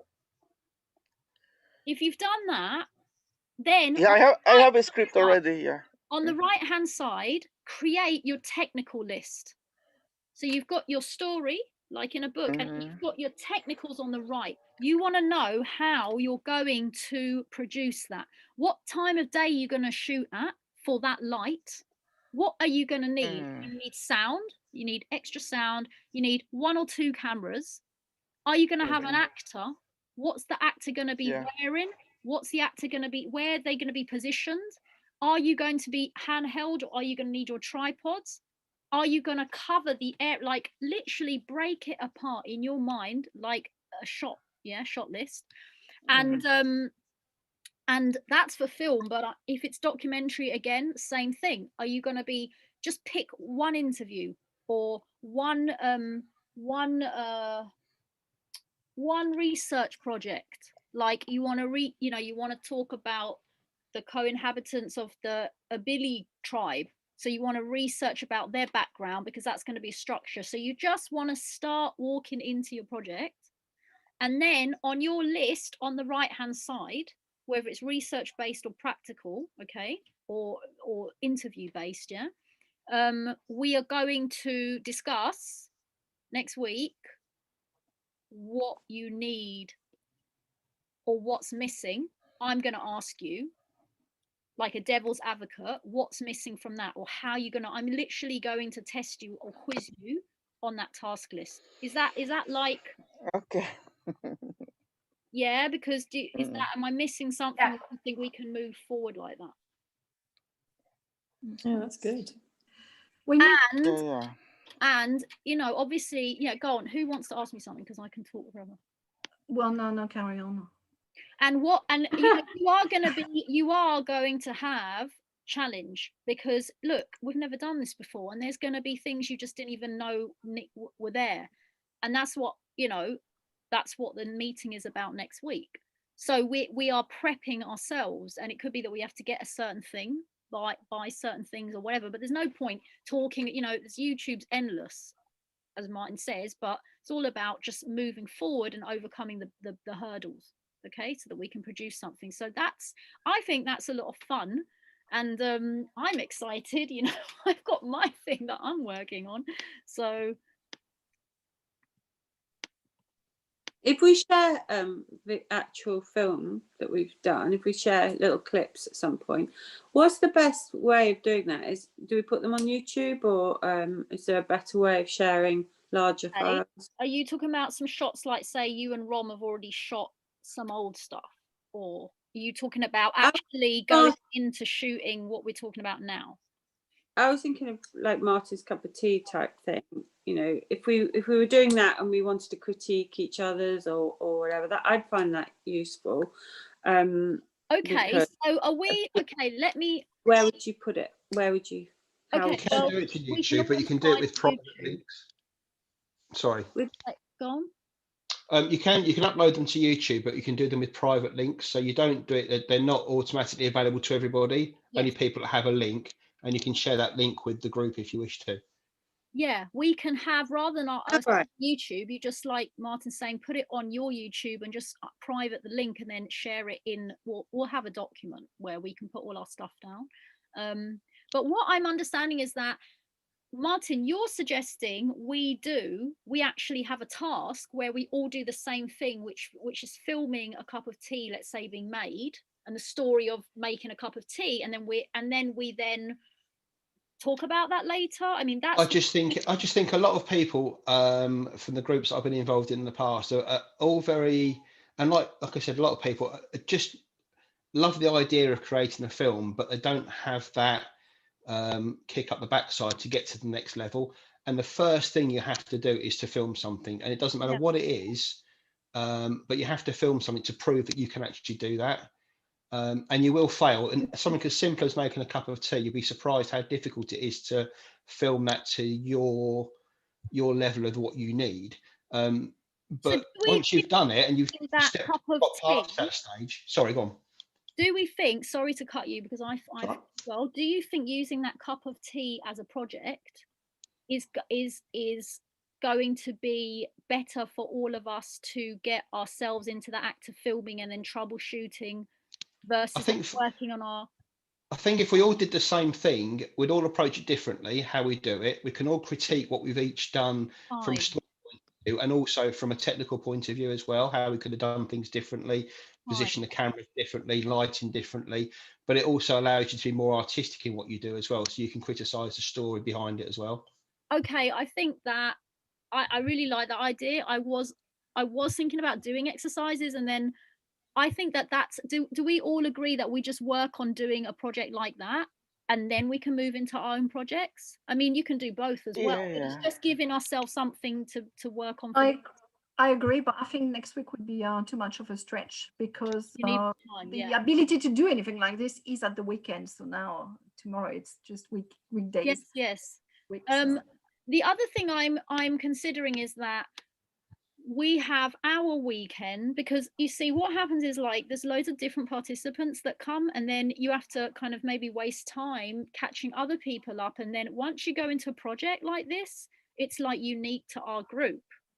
So I'm wondering if we should have a different day for this one, and because I would like to keep Sundays for kind of, you know, the crux of film making, and what we, different subjects. And I'm wondering, because now we're personalizing a project next, if I put that out there next week, certain people are just going to turn up and not know what they're doing. So maybe we can move this to Martin. Would you be up for adminning a bit on this project? Yeah, I don't mind at all. What I would say to Leniak is I completely understand timescales and people's pressures on life, which is why this task would be really simple. Whether you've got a GoPro, a phone, whatever you've got, is simply filming yourself making a cup of tea. So I get that you can say, I don't have the time to do it, but the more excuses you give yourself not to do it, you won't do it. So I think it's because I just can't get motivated about a cup of tea. But when you said it, I could.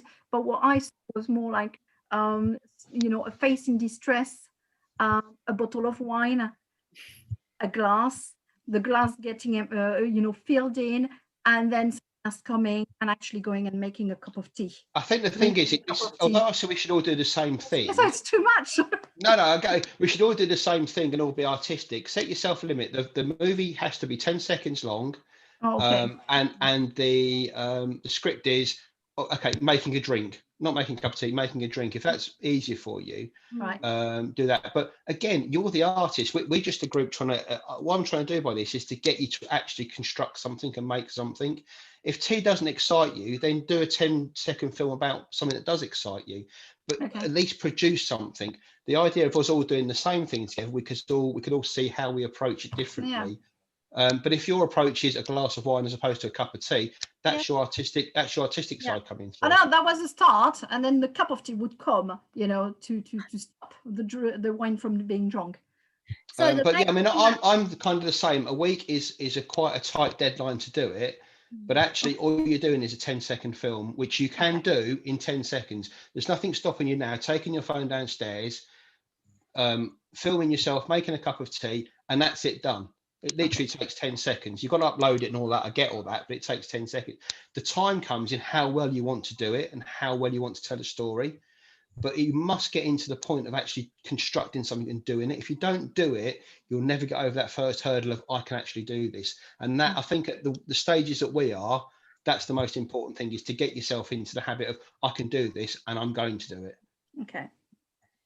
Okay, so Sorry, I didn't mean to hog the meeting with this. I do it's apologise. absolutely fine. So now what we have is a project of, let's just call it, you know, rehydrating ourselves or whatever, and then it's With wine. we choose what we choose to rehydrate. Okay, let's keep it rehydrating because, you know, it keeps it vague and you can do what you want. Yeah. And it's 10 seconds, and I'm going to say let's present it not next Sunday but the Friday after. Okay, that's almost 2 weeks, so there's really hopefully no excuses now. There's 2 weeks, and that date, and we've all got to make this because we're trying to work on a group on this. Do you mean we would meet on a Friday? We would meet on the 8th. Wait, what's today? Today's the 3rd. 3rd. Not the 8th, but the 15th. Is that, or do you want to make it 14th, Thursday the 14th? We're going to make it 10 days. I can't Thursdays and Fridays, sorry.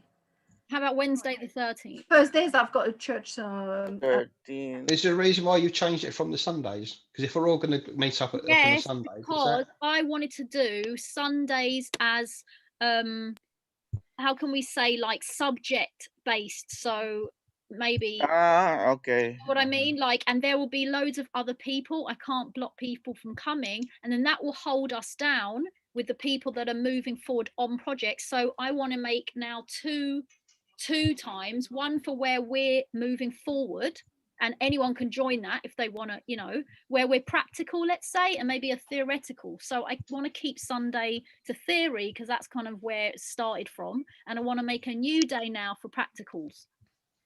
So what new day for practicals? You guys. Well, why don't we say that you'll have a deadline to get your practical in by, but you don't have to attend the meeting. But the people that do attend the meeting, you can record it as you're doing with this one, and we can criticise and put our views forward about those videos that have been submitted.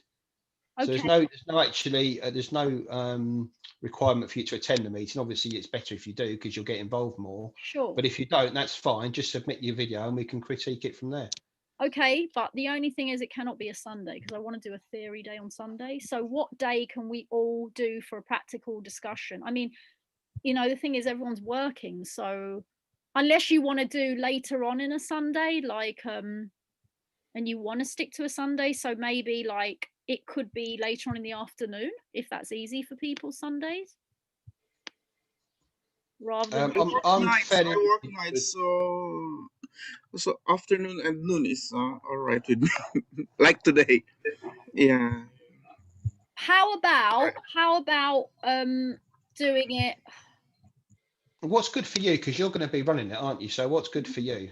And then we'll have to fit in around you. I'm really easy. Like once I commit to a day, I just do that day. So I can do a midweek for practicals, like a 5 p.m. midweek, or is that gonna skip people?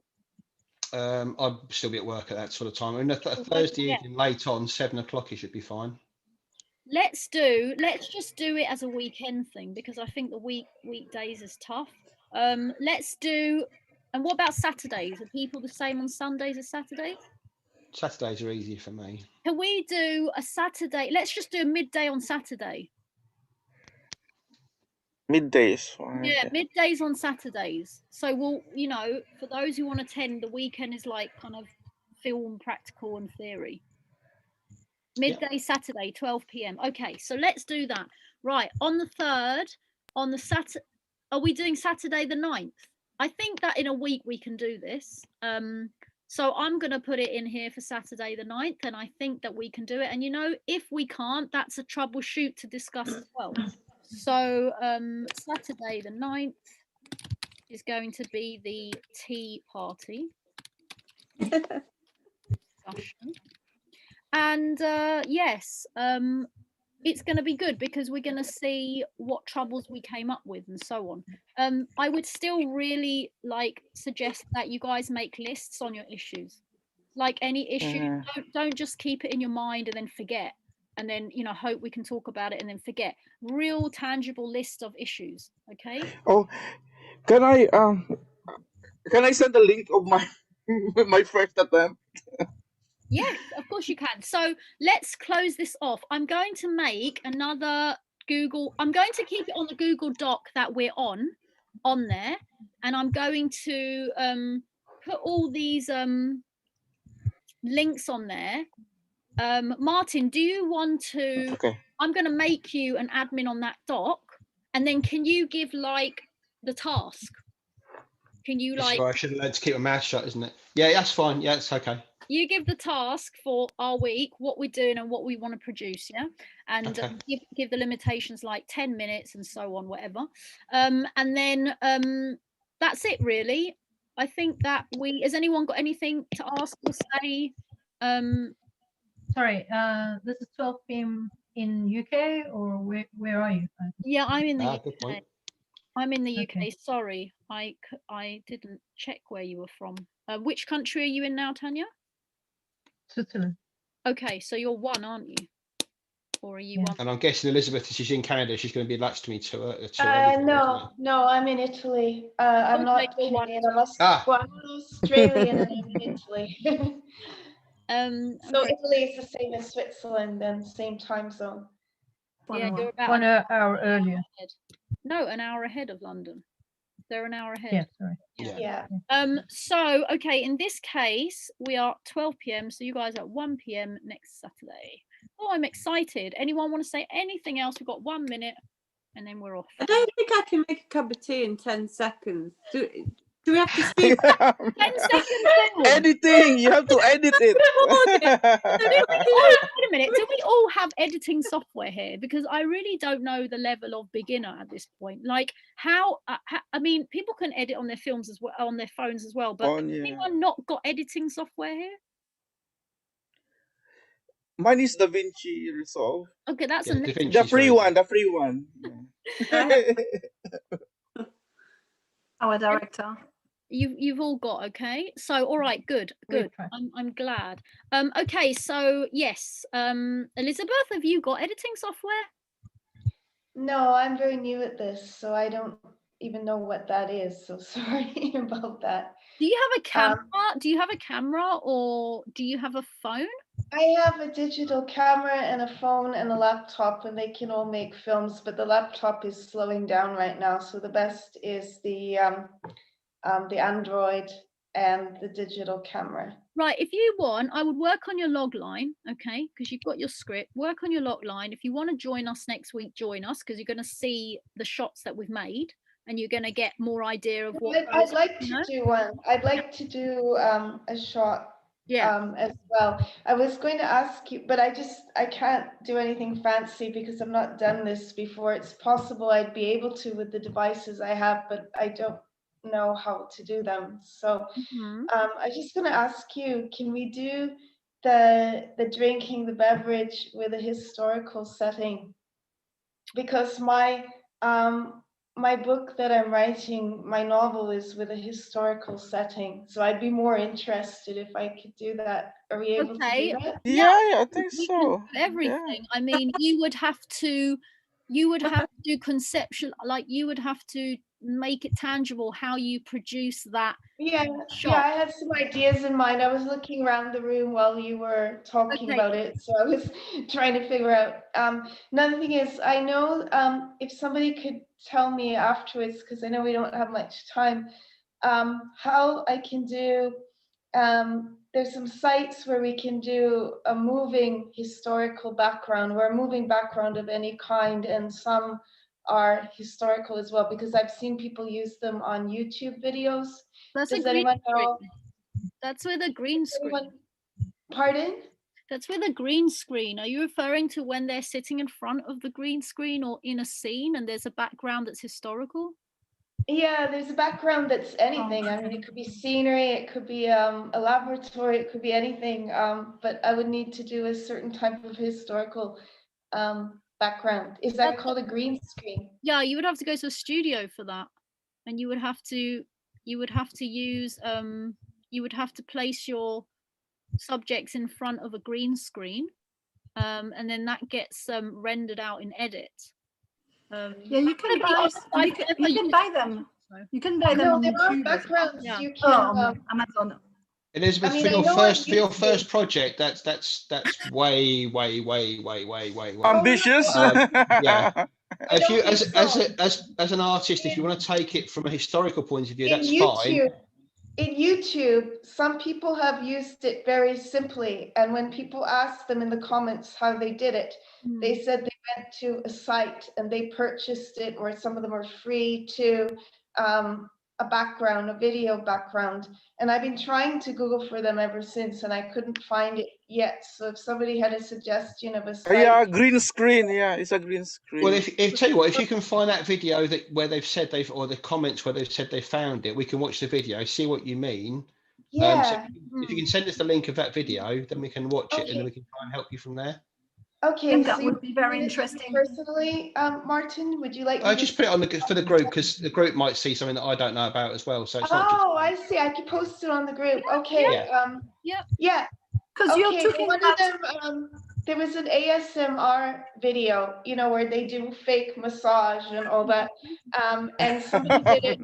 Somebody did it Yes. where she had a setting one time with ancient Rome, and she had a setting another time with Egypt, and so on. And some of them were static and some of them were mobile, which was much more convincing. Somebody used a medieval setting where she's an apothecary, a medieval apothecary. And yeah, different kinds of, and they were quite beautiful, some of them actually. I mean, these are all possibilities, and we are hopefully going to move towards making them reality for us. So this is a place to be, and it's all about motivating, but we also have to try to create, how can we say, like, challenge for ourselves to see what it is we're struggling with and what it is we need. And the best way to do that is to complete a task. So that's why we're going to do the hydration video, okay, somehow. And even if it's just shots because you can't edit, or you're confused, just go ahead, do it, and write down your issues, okay. The final production is a 10-second clip telling a story of you hydrating yourself or whatever, or making the video. Let's say we have to be in our films, okay. So you're going to have issues with that. You're going to have issues with how to tell that, and something working, something's not working. So and I want to say, just to put the element of sound in, it would be nice to either have speaking or music or the natural sound effects of when you're making that. So that pulls in the element of sound. And this is all very good, because now we're going to get questions like, oh my God, this moved, and how do you do this like this, and the light was changing here. And so this is the best way to start. So any other questions before has everybody got the link to that Google Documents? No. How do I get it? Putting it on the thing now. I'm putting it on the thing now. Google Docs.